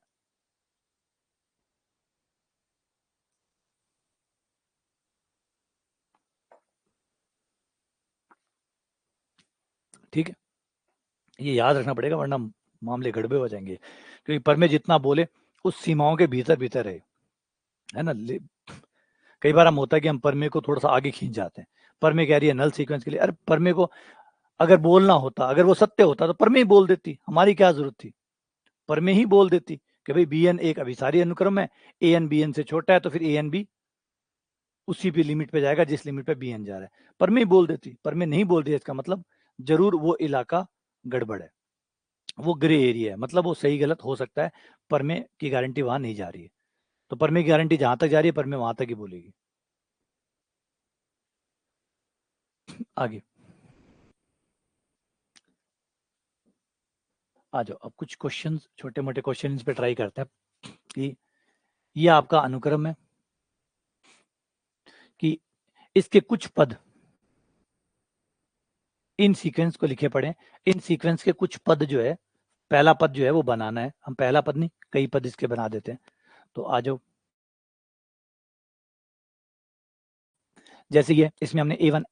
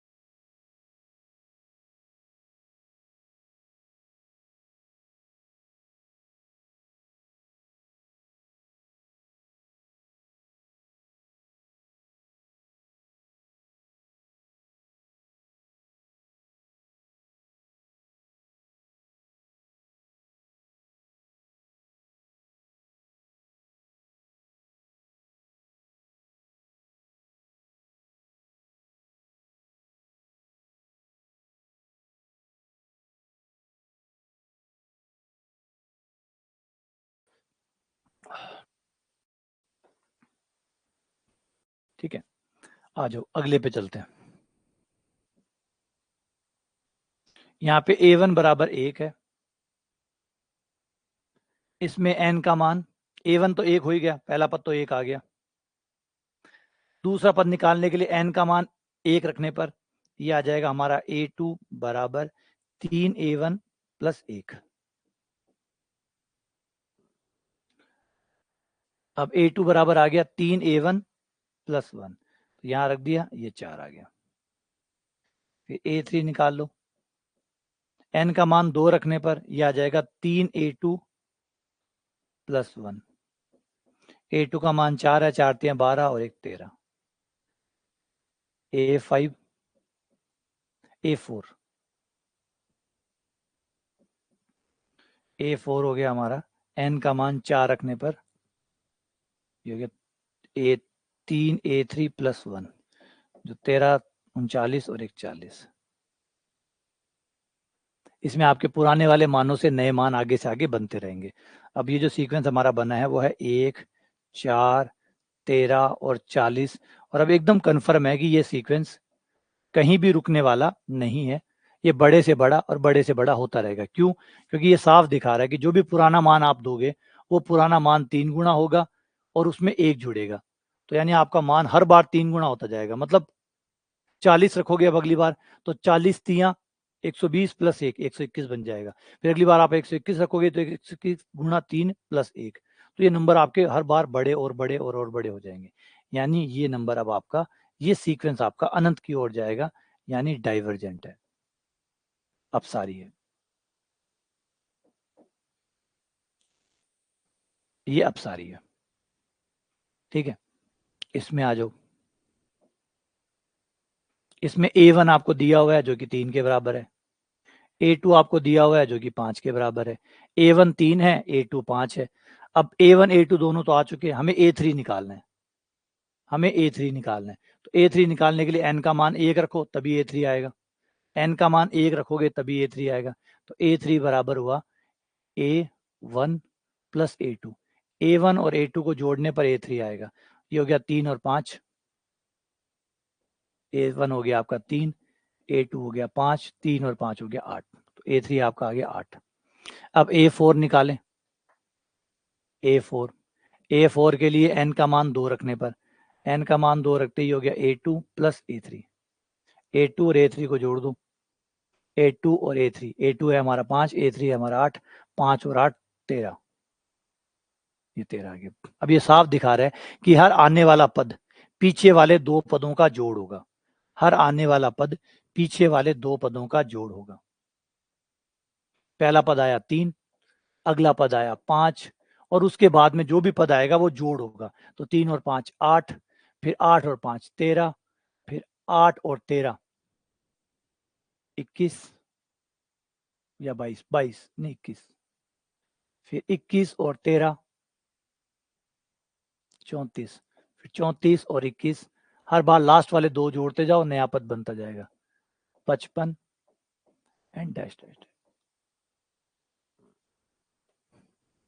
तो ये भी दिख रहा है कि ये भी बढ़े चलो चल रहा है ना, रुकने का नाम ही नहीं लेगा, क्योंकि हर बार 2 पदों को जोड़ोगे, हर बार पिछले 2 पदों को जोड़ोगे, उससे अगला नया पद आता जाएगा। तो ये चीज तो कभी रुकने वाली है ही नहीं, और बड़ा, तो फाइनली ये अनंत तक चलती ही जाएगी, अनंत सीमाओं तक। तो ये आपकी डाइवर्जेंट होगी। ठीक है ना, इसे फाइबोनिक सीरीज कहते हैं, फाइबोनिक, ऐसी सीरीज जिसमें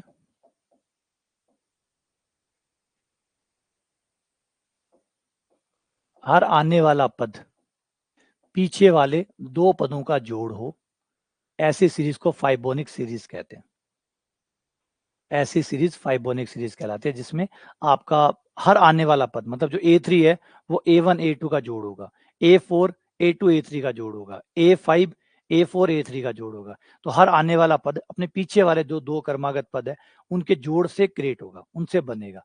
तो ऐसी सीरीज को फाइबोनिक सीरीज कहते हैं। बड़ी कमाल की सीरीज होती है ये, और माना जाता है कि ज्यादातर जो शेप्स होते हैं वो फाइबोनिक सीरीज में ही फॉलो होते हैं।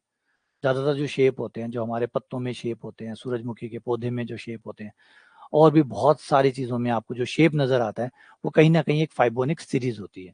फाइबोनिक सीरीज होती है। तो बहुत डिस्कशन होता है फाइबोनिक सीरीज को, और फाइबोनिक सीरीज को एक नेचुरल सीरीज माना जाता है, कि प्राकृतिक सीरीज माना जाता है, कि प्रकृति में ये सीरीज आपको बहुत बार पाई जाएगी। आप छोटी से छोटी चीजों को भी देखेंगे तो उसमें आपको ये वाली सीरीज जो है ये चलती हुई नजर आएंगी। मतलब उसका पैटर्न जो होगा, वो जो शेप बना हुआ है, उस शेप को आप देखोगे तो उसका पैटर्न को देखोगे तो आपको फाइबोनिक सीरीज उसमें नजर आएगी।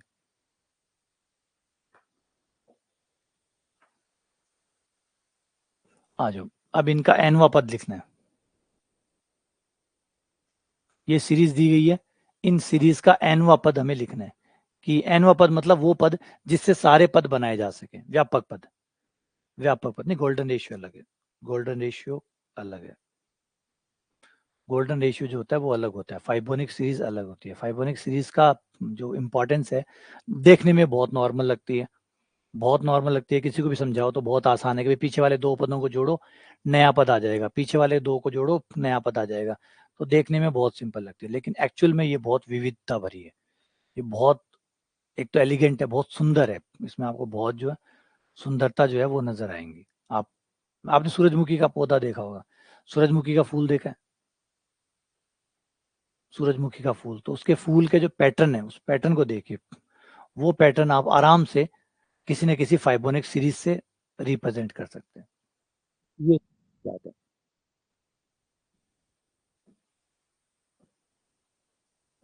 इसका एनवा पद, तो इनका एनवा पद हो जाएगा।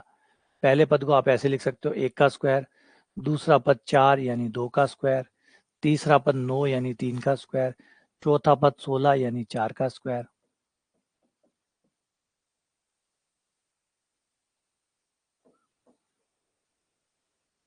तो यहाँ पे जो आपका एनवा पद बन रहा है, वो सब स्क्वायर में चल रहे हैं और लगातार चल रहे हैं। तो ए एन बराबर हुआ एन स्क्वायर।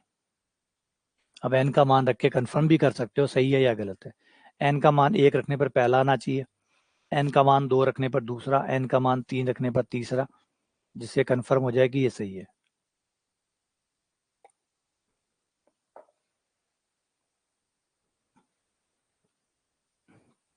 ऐसे ही दूसरे को देखो,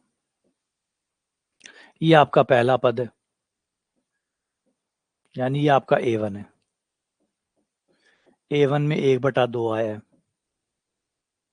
A2 में 2/3 आया। तो इसको पैटर्न को देखना होता है कि क्या पैटर्न चल रहा है, ताकि हम इससे एनवा पद बना सकें। तीसरा आया 3/4। अब यहाँ एक चीज देखें तो सजेस्ट हो रहा है कि जो A1 है, A1 में ऊपर 1 आ रहा है, A2 में ऊपर 2 आ रहा है, A3 में ऊपर 3 आ रहा है, A1 में ऊपर 1 आ रहा है, A2 में ऊपर 2 आ रहा है, A3 में ऊपर 3 आ रहा है। तो इसका मतलब है जो एनवा पद होगा उसमें ऊपर एन आएगा। नीचे फिर देखें तो ऊपर 1 है तो नीचे 2 है, नीचे 2 है, ऊपर 2 है तो नीचे 3 है, ऊपर 3 है तो नीचे 4 है। तो ऊपर एन आएगा तो नीचे n+1 आएगा। अब ये जब बन जाए, बनने के बाद एक बार एक क्रॉस चेक कर लो, एक क्रॉस चेक कर लो। क्रॉस चेक क्या, कि ये सही है या गलत है। एन का मान 1 रख के देखो पहला आ रहा है या नहीं आ रहा। आ रहा है, जिससे ये कंफर्म हो जाएगा कि जो आपने एनवा पद बनाया है अपने इंट्यूशन से, वो सही भी है या नहीं है। तो वापस रख के एक बार कंफर्मेशन ले लो कि भाई सही है या गलत है। जवाब है सही है। ये ऐसे करते हैं आप एनवा पद अपने हिसाब से, पहले देखो, आप पैटर्न को देखो क्या चल रहा है, उससे एनवा पद जनरेट करो। हो सकता है गलत बना हुआ हो, वापस एक बार क्रॉस चेक कर लो, एन का मान 1 2 3 रख के देख लो वापस वो आ रहे हैं नहीं आ रहे। अगर आ रहे हैं तो एनवा पद सही है। ठीक है। अब अगले वाले पे आते हैं। इस पद में आप देखेंगे कि एक प्लस है, एक माइनस है, एक प्लस है, एक माइनस है। तो जो एक प्लस एक माइनस होता है उसका काम हमें कर देता है -1 की पावर n। ये जो -1 की पावर n है, इसकी खास बात ये होती है कि n का मान प्लस माइनस के साथ ही अपने आप ही एक प्लस देता है, क्योंकि n का मान जब विषम होगा तो माइनस बच जाएगा, सम होगा तो प्लस हो जाएगा, विषम होगा तो माइनस आ जाएगा, सम पे प्लस। तो ये प्लस माइनस का काम आपका ये कर देता है। ठीक है। लेकिन इस केस में आपको शुरुआत यहाँ से करनी है, प्लस से शुरुआत करनी है। n का मान 1 रखने पर ये माइनस आएगा, तो यहाँ n+1 कर दो, n+1 कर दो, ताकि जब आप 1 रखोगे तो 1 और 1 2 हो जाएगा, और 2 होते ही सम हो जाएगा, सम होते ही प्लस आ जाएगा। तो पहला पद प्लस हो जाएगा। अब दूसरा पद आप 2 रखोगे लेकिन 2 n+1 है तो 2 + 1 3 हो जाएगा, 3 विषम हो गया, विषम होते ही माइनस हो जाएगा, तो ये प्लस माइनस का काम आपका ये कर देगा। अब आप तो सिर्फ पद पद पे फोकस करो, प्लस माइनस का चिंता छोड़ो और सिर्फ अब इन पे फोकस करो। ये 1/3, ये 1/3 का स्क्वायर, ये 1/3 की क्यूब, ये 1/3 की पावर 4, तो ये हो गया 1/3 की पावर n, ये nवा पद। तो ये प्लस माइनस का काम आप -1 की पावर n से करवा सकते हैं, -1 की पावर n+1 से करवाना पड़ेगा क्योंकि हमें पहला प्लस चाहिए, पहला चिन्ह प्लस का चाहिए, a1 जो है वो प्लस होना चाहिए, तो n+1 कर दो तो पहला प्लस आ जाएगा। ठीक है, इस तरीके से आप nवा पद इनका जनरेट करते हैं, देख के कि क्या चल रहा है उससे nवा पद तैयार होता है।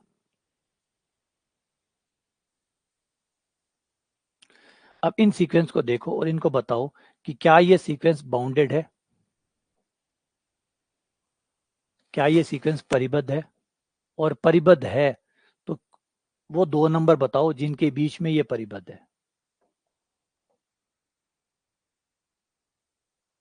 कौन से 2 नंबर है जिसके बीच में ये सीक्वेंस आएगा, अगर परिबद्ध है तो कौन से 2 नंबर, कोई भी 2 नंबर बताओ। बाउंडेड में कोई जरूरी नहीं होता कि कोई 2 नंबर ये बता रहा है, कोई ये बता रहा है, कोई कुछ भी बताए, अलग अलग भी बताए जा सकते हैं, लेकिन शर्त यही है कि आपका सीक्वेंस उन 2 नंबरों के बीच में आता है, आपका सीक्वेंस उन 2 के बीच में आना चाहिए, आपका सीक्वेंस उन 2 नंबरों के बीच में आना चाहिए, बस जो शर्त है वो सिर्फ ये है।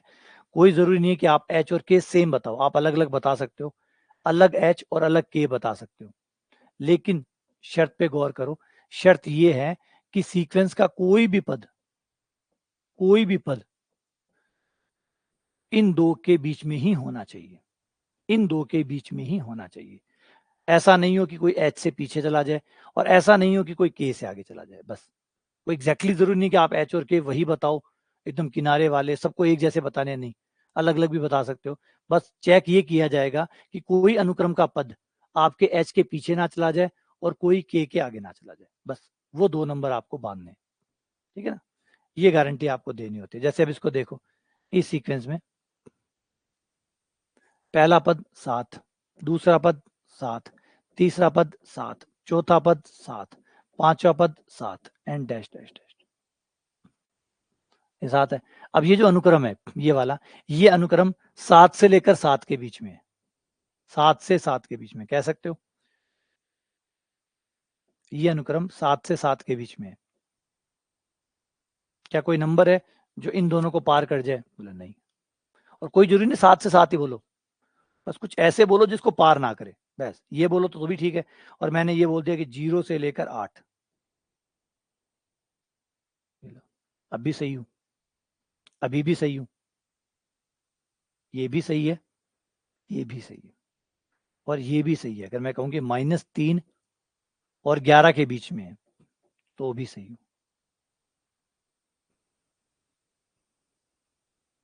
तो बाउंडेड होने का मतलब ये नहीं कि आप एग्जैक्ट 2 नंबर बताओ, एग्जैक्ट 2 नंबर बताओ, नहीं, आपको ऐसे 2 नंबर बताने हैं जिसको आपका सीक्वेंस पार न करता हो। बाउंडेड एक विचार है, एक आइडिया है कि आप 2 नंबर बता पा रहे हैं, इसका मतलब ये है कि आपका अनुक्रम बंधा हुआ है, आपका अनुक्रम उन 2 नंबरों के बीच में होगा। ये आइडिया इस बात का है, ना कि इस बात का कि एग्जैक्ट 2 नंबर बताओ, उसके लिए उच्चक निम्नक है। एग्जैक्ट 2 नंबर चाहिए तो उच्चक निम्नक को बुला लो, क्योंकि आपको पता है उच्चक से ऊपर कभी, उच्चक एकदम लास्ट किनारा है, निम्नक एकदम नीचे वाला किनारा है, एकदम नीचे वाला किनारा निम्नक है, एकदम ऊपर वाला किनारा उच्चक है, तो फिर उच्चक निम्नक को बुला लो। एकदम किनारे चाहिए आपको कि मेरा प्लॉट कहां खत्म हो रहा है, तो उच्चक आगे की तरफ उच्चक, पीछे की तरफ निम्नक। लेकिन बाउंड्रीज में हमारा ये आइडिया नहीं होता, बाउंड्रीज कि भाई ये बंद पा रहा है क्या, बोला हाँ बंद पा रहा है, बस ठीक है। ऐसे 2 नंबर बता दो जिसके बीच में आ जाए, फिर चाहे 2 नंबर आप कोई भी बताओ, ठीक है ना। तो 2 नंबर बता पा रहा हूं, क्वेश्चन है कि 2 नंबर बता पा रहा हूं, बोला हाँ बता पा रहा हूं, मतलब बाउंडेड है। क्योंकि याद रखिए जो अनबाउंडेड होगा उसमें आप चाह के भी 2 नंबर नहीं बता पाएंगे, जो अनबाउंडेड होगा उसमें आप चाहकर भी 2 नंबर नहीं बता पाएंगे, क्योंकि अनबाउंडेड है, आप बता ही नहीं पाएंगे। सिर्फ बाउंडेड के केस में ही होगा कि आप 2 नंबर बोल पाएंगे कि ये 2 नंबर है और इन 2 नंबर के बीच में आपका अनुक्रम आएगा। तो मेन आइडिया की बात हो रही है, बांध पा रहे हो मतलब 2 नंबर बता पा रहे हो, मतलब बांध पा रहे हो। फिर उच्चक निम्नक भी हो जाएंगे, फिर उच्चक निम्नक, एग्जैक्ट आंसर तो उच्चक निम्नक हमें दे देंगे, वो बाद में उच्चक निम्नक निकाल के हम कर लेंगे। फिलहाल आप तो सिर्फ इतना बता दो कि ये बाउंडेड है क्या। अगर बाउंडेड है तो हम उच्चक निम्नक निकाल सकते हैं, फिर हम वो निकाल लेंगे। अब इस अनुक्रम में ये n है, यहाँ पे इस अनुक्रम में अगर हम n का मान 1 रखें तो हमारा पहला पद आ जाएगा 5/5/7। दूसरा हमारा आ जाएगा 4/3/7, 7/6 4 10, 7/10। अगला आ जाएगा हमारा 9/13। अगला आ जाएगा 11/15। ठीक है। अब अगर हम इस सीक्वेंस को देखें तो क्या चल रहा है, कहाँ जाएंगे भैया, कहाँ जा रहे हैं। 5/7 ये हो गया हमारा 0.7, लगभग लिख रहा हूँ 5/7, तो 5/7 यानी 0.749।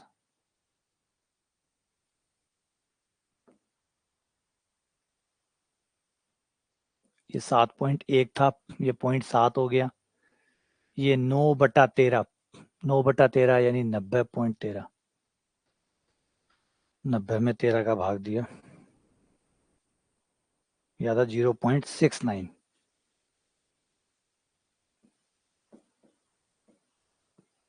अब ये दिख रहा है कि सीक्वेंस लगातार घटता जाएगा। ये सीक्वेंस छोटा और छोटा और छोटा हो रहा है, मतलब बड़े से बड़ा नंबर फिर यही हुआ, क्योंकि इसके बाद में तो सीक्वेंस छोटा होता जा रहा है, तो बड़े से बड़ा आंसर तो 5/7 आएगा। तो एक साइड तो फिक्स हो गई 5/7। ये सीक्वेंस ऊपर ज्यादा से ज्यादा इसका मान आएगा 5/7, फिर ये 5/7 से और आपका कम होता जाएगा। अच्छा, कम हो रहा है उससे भी, ठीक है। मैंने भाग सही नहीं दिया क्या। 9 में 13 का भाग, 9/13, 0 पॉइंट। फिर अगला आया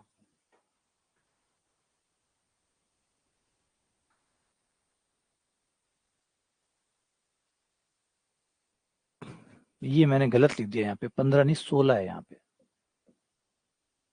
11/16। ठीक है ना, तो 11.16 आ जाएगा हमारा 0 तो ये साफ दिख रहा है सीक्वेंस छोटा और छोटा और छोटा और छोटा एंड और छोटा एंड और छोटा, फिर और छोटा होता चला जाएगा। यानी एक बात पक्की है कि 5/7 इसका ऊपर का मान है, मतलब 5/7 से ऊपर नहीं जाएगा, क्योंकि 5/7 सबसे बड़ा मान है।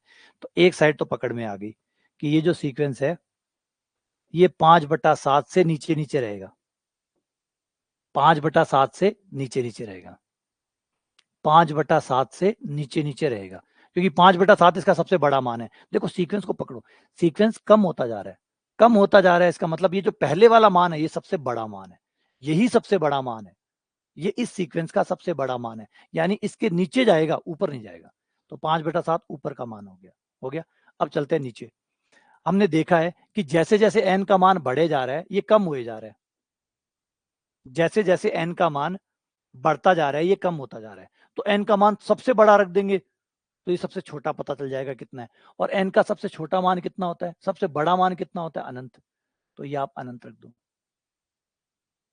ये आप अनंत रख दो, अनंत पद निकाल लो, वो सबसे छोटा पद होगा, क्योंकि हर आने वाला पद छोटा होता जा रहा है, हर आने वाला पद छोटा होता जा रहा है। तो n का मान जैसे जैसे बढ़ेगा ये छोटा और बहुत छोटा होता चला जाएगा। n कॉमन ले लिया, n कट कर दिया, n का मान अनंत रख दिया, 2/3। तो सबसे छोटा मान ये 2/3, 2/3 प्राप्त नहीं होगा, 2/3 प्राप्त नहीं होगा, क्योंकि n अनंत रख नहीं सकते। अनंत तो आइडिया है कि भाई चलता जाएगा चलता जाएगा, तो कहाँ चलता जाएगा, ये छोटा छोटा छोटा होते होते 2/3 की तरफ जाएगा, ये छोटा होते होते होते ये 2/3 तक जाएगा। काउंटिंग हमेशा 1 से शुरू होती है, ना कि 0 से। काउंटिंग हमेशा 1 से शुरू होती है। आप जब भी काउंट करते हैं आप 1 से काउंट करते हैं, पहला पद। आप कभी नहीं बोलते 0 पद, फर्स्ट पहला पद। जब भी आप काउंटिंग करते हैं, काउंटिंग का रूल ही तो है। अनुक्रम यानी क्रम, क्रम कहाँ से शुरू होता है? 1 से शुरू होता है। आप काउंटिंग 1 से शुरू करते हैं। आप जब भी कोई चीजें गिनती हैं, वस्तुएं गिनते हैं, आप 1 से शुरू करते हैं। और हाँ, और गणित को लेकर कुछ चीजों को लेकर ज्यादा सीरियस मत लीजिए। कल भी मैंने एक अच्छा सा एग्जांपल आप लोगों को दिया था कि कोई कहे, याद हो वो समझाया था मैंने कि भाई एक मैट्रिक्स वाले एग्जांपल में समझाया था कि पंक्तियों की संख्या को आगे लिखेंगे, स्तंभों की संख्या को पीछे लिखेंगे। तो ये ज्यादा हेडेक वाली चीज नहीं है। ये कोई बड़ी हेडेक वाली चीज नहीं है कि 1 से क्यों स्टार्ट किया, 0 से क्यों स्टार्ट नहीं किया। ये कोई ज्यादा लॉजिक नहीं रखता। आप 0 से स्टार्ट कर सकते थे, आप काउंटिंग 0 से स्टार्ट कर सकते थे, लेकिन अब चीजों को बदलना मुश्किल है। हमने काउंटिंग 1 से स्टार्ट कर रखी है, तो 1 से ठीक है। और 1 से इसलिए ज्यादा ठीक है कि अगर आप 1 से काउंट करते हैं और 5 तक जाते हैं, इसका मतलब 5 चीजें हैं। आप 5 तक जाते हैं, इसका मतलब 5 चीजें। ये मान लो सामान रखा हुआ है,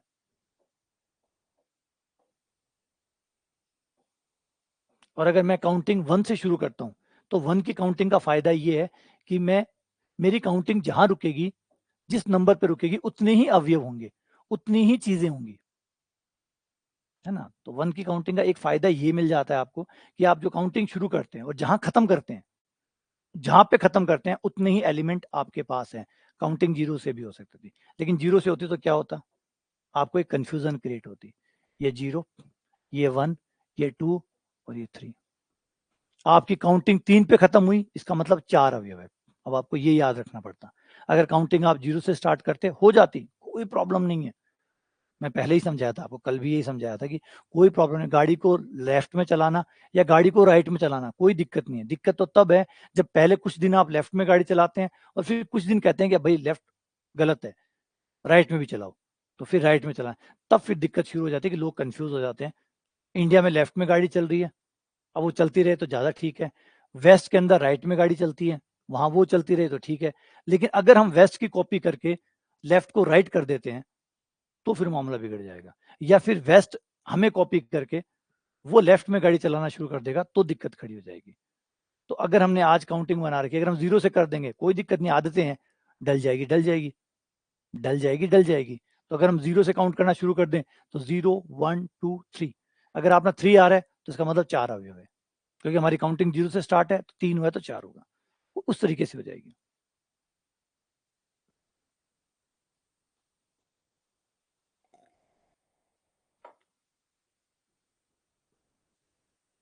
नहीं वो तो है, लेकिन क्वेश्चन वो नहीं था कि डोमेन एन से, लेकिन 0 से काउंट क्यों नहीं करते?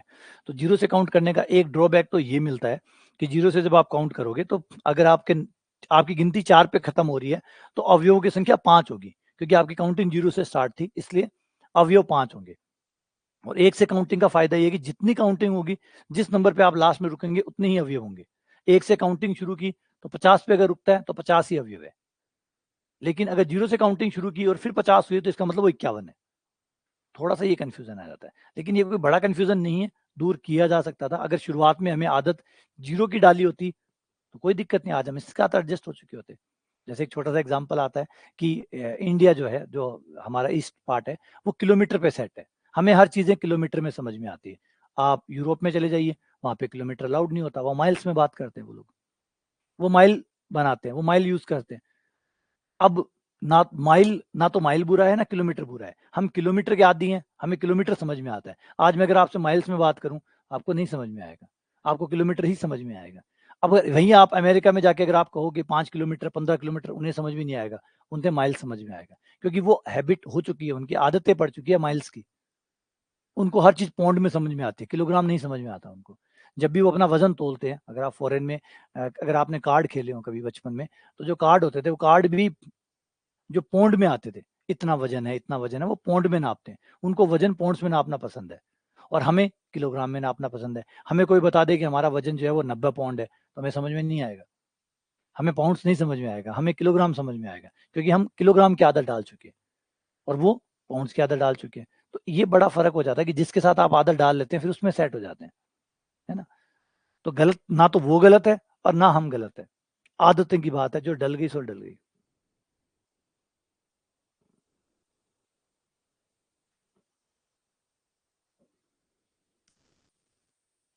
अब ये सिखाना है। अगला एग्जाम्पल कह रहा है कि बताओ इनमें से कौन सा सीक्वेंस कन्वर्ज है, जबकि कन्वर्ज है दिया हुआ ही है, तो प्रूफ करके बताओ कि ये कन्वर्ज है, साबित करो कि ये 0 पे कन्वर्ज है। तो हमारी परिभाषा कहती है कि बिल्कुल, परिभाषा ये कहती है, ऐसे प्रूफ नहीं करना लिमिट निकाल के, परिभाषा से प्रूफ करो। परिभाषा कहती है कि प्रत्येक एप्सिलॉन के लिए आप एक एप्सिलॉन बोलेंगे, मैं आपको एक नंबर बताऊंगा, एक नेचुरल नंबर बताऊंगा m, आप मुझे एक एप्सिलॉन बताएंगे। अगर लिमिट है तो, अगर सही में वो लिमिट है तो हर एप्सिलॉन के लिए मैं आपको एक नंबर बताऊंगा, इस प्रकार की आपका अनुक्रम उस नंबर के बाद उस l को एप्सिलॉन से भी कम दूरी पर पहुंचा देगा जब भी मैं n का मान m से बढ़ा लूंगा। यह है परिभाषा, है ना, यह है परिभाषा। तो ये परिभाषा से प्रूफ करो। सीधा लिमिट रख के तो हम प्रूफ कर ही सकते हैं, n टेंड्स टू अनंत रखो या चलते हुए देखो कि कैसे चल रहा है, कहाँ जाएगा, तो आप लिमिट से प्रूफ कर सकते हैं। लेकिन इसने कहा कि बाय डेफिनेशन प्रूफ करो। अच्छी बात है, एक दो सवाल पेपर की दृष्टि से इंपॉर्टेंट नहीं है, लेकिन वैसे बहुत जरूरी है कि आप परिभाषा का महत्व समझें, क्योंकि वो टेंड्स टू अनंत इतना इंपॉर्टेंट, इतना महत्वपूर्ण तरीका नहीं है, वो गलतियों वाला तरीका है, गलत तरीका है। ये जो तरीका अभी हम पढ़ रहे हैं ये परफेक्ट है, सबसे परफेक्ट तरीका यही है और यही फॉलो होता है, क्योंकि ये आपको एग्जैक्टली बताता है कि सही में देखो एन एल के पास जा रहा है या नहीं जा रहा, कोई संदेह नहीं रहता इसको लगाने के बाद। अब ये क्या कह रहा है कि अगर लिमिट एल है, अगर सीक्वेंस की लिमिट एल है, तो मैं जो भी दूरी बताऊंगा, मैं जो भी दूरी बताऊंगा एल से, उस दूरी को आपका सीक्वेंस पार कर जाएगा। आपका सीक्वेंस उस एक नंबर, आप, मैं एप्सिलॉन बताऊंगा, आप मुझे एक नंबर बताएंगे, और उस नंबर के बाद आपका सीक्वेंस उस दूरी को पार करके एल के पास चला जाएगा। हर बार ऐसा होगा, हर दूरी के लिए मैं आपको एक नंबर बताऊंगा और आपका सीक्वेंस उसे पार करके एल के पास चलता जाएगा। ठीक है, अब इसे प्रूफ करो। आ जाओ सीक्वेंस पे आ जाते हैं। सीक्वेंस ये लेते हैं 1/n², तो ये आ गया आपका 1/n², माइनस एल है 0 एफ से 1/n²। मोड लगाने की जरूरत नहीं है क्योंकि ऑलरेडी ये प्लस का हो चुका है। एप्सिलॉन को इधर ले आओ, n² को उधर ले जाओ, स्क्वायर ले लो। अब आप एप्सिलॉन का मान बोलो और मैं आपको n का मान बता दूंगा। आपने एप्सिलॉन का मान कहा 0.1, 0.1, तो ये रहा 1/0.1 यानी √10। तो √10 से ऊपर का कोई भी नेचुरल नंबर ले लो, जिसका मान √10 से ज्यादा आता हो, वो नेचुरल नंबर ले लो और आपका सीक्वेंस इस दूरी से पे पहुंच जाएगा। मतलब ये कहना चाहता हूं, √10 जो होता है वो लगभग होता है 3.2 के आसपास। 3.2 आता है, इसका मतलब आप 4 से शुरू करके कुछ भी ले लो, 4 ले लो, 5 ले लो, 6 ले लो, 7 ले लो, फिर कुछ भी ले लो, आपका आपका A4 पद, A5 पद, A6 पद, A7 पद, ये जो सारे पद हैं, इनकी दूरी, आपने जो दूरी बताई है उस दूरी से कम दूरी पर वो आ जाएंगे। मतलब ये होगा,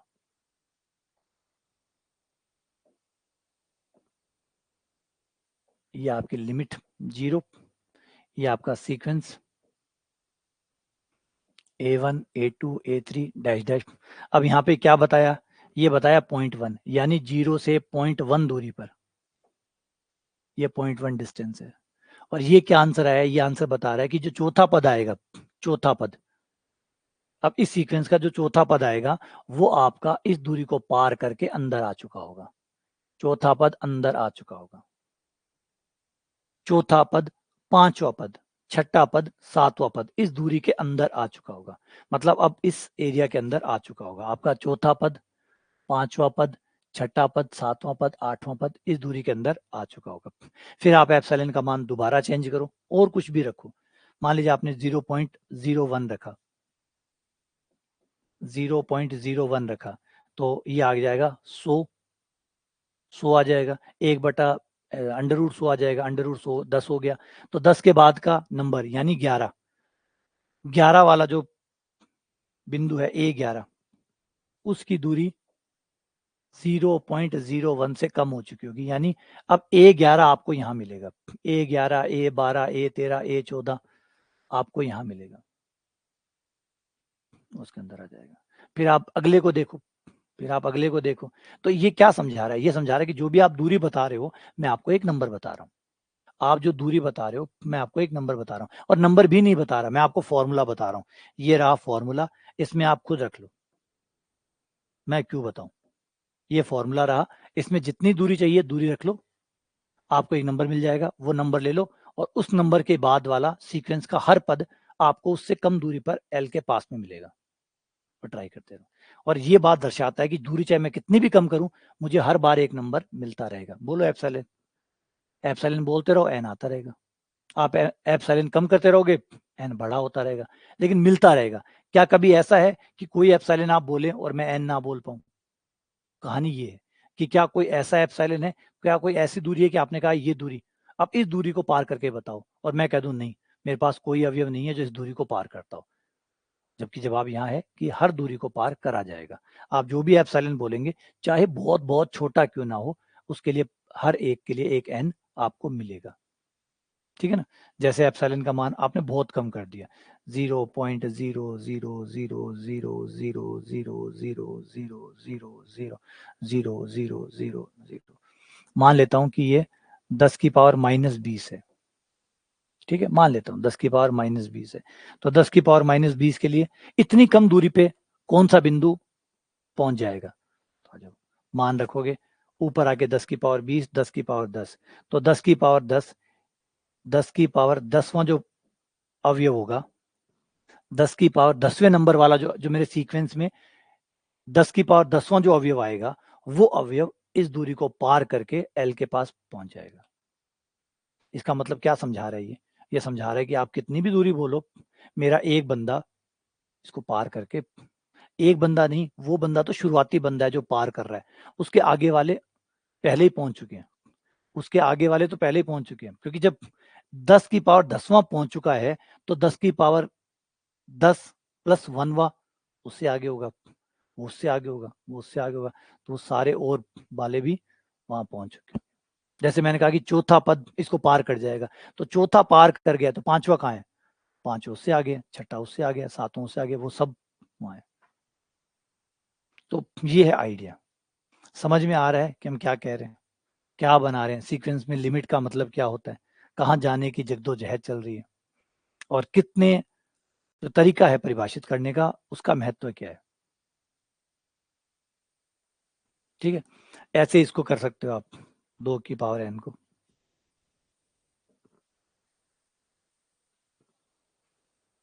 इसे भी ऐसे ही 1/2 की पावर एन लिमिट 0 एप्सिलॉन से, ये पहले प्लस का आएगा, मोड लगाने की जरूरत नहीं है। 1/2 की पावर एन एप्सिलॉन, वज्र गुणा करने पर 1/एप्सिलॉन 2 की पावर एन, दोनों तरफ लोग लेने पर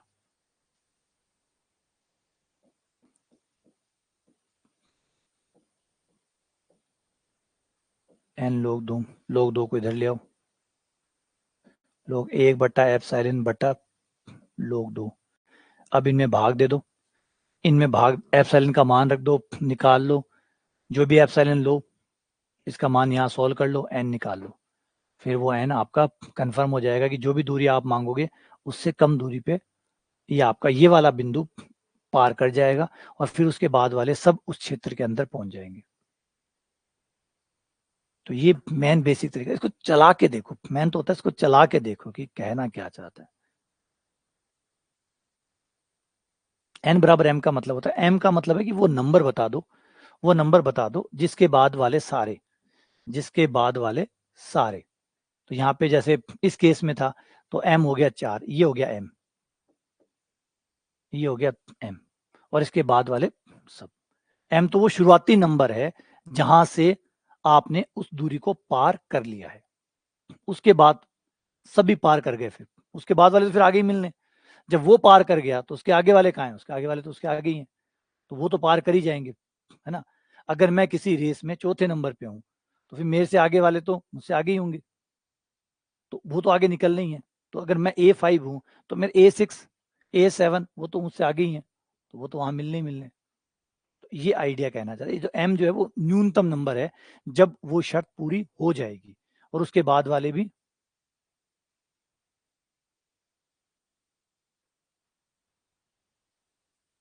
हाँ, एम की कोई जरूरत नहीं है, कोई एग्जैक्टली नहीं है, एम पार नहीं भी करे तो भी कोई दिक्कत नहीं है।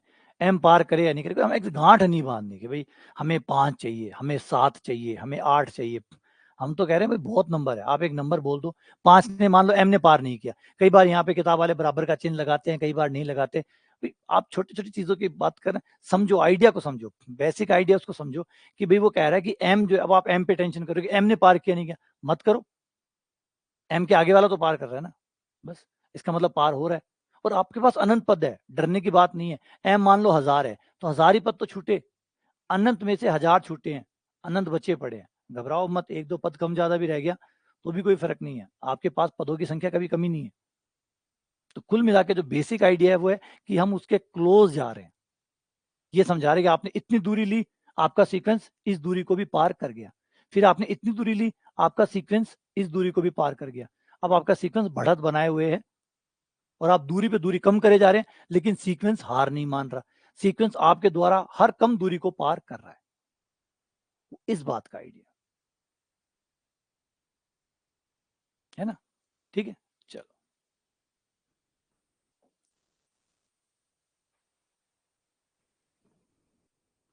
इसे कितना टाइम हो गया, चलो इसे यहाँ ब्रेक करते हैं।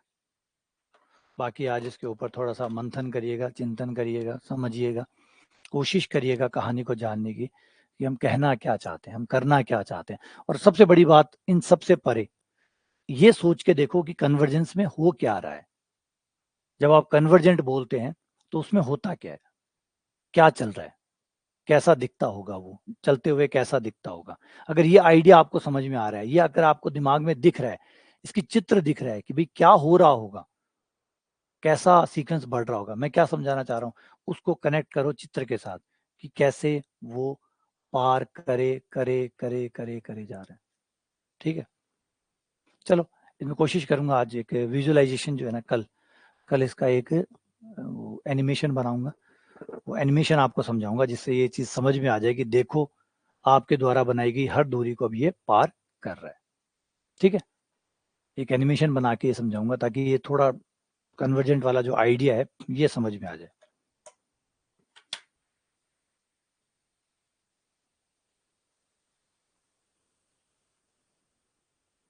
हाँ, थ्योरी की मिल जाएगी, इसकी सीक्वेंस एंड सीरीज वाली जो थ्योरी शीट है वो मिल जाएगी।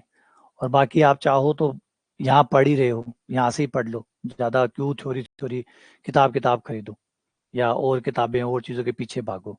जितना यहाँ से पढ़ाया जा रहा है बस उसी को रिवाइज करो। किताबें 1000 है मार्केट में, 1000 चीज़ें हैं पढ़ने के लिए, इतनी चीज़ें पढ़ोगे तो ज़्यादा कन्फ्यूज हो जाओगे। बस जो पढ़ाया हुआ है उसी को दोहरा लो, पर्याप्त है। बाकी और एक्स्ट्रा चीज़ों को पढ़ने के बजाय जितना पढ़ा है उसी को रिवाइज करो, है ना। चलो मिलते हैं आप लोगों से।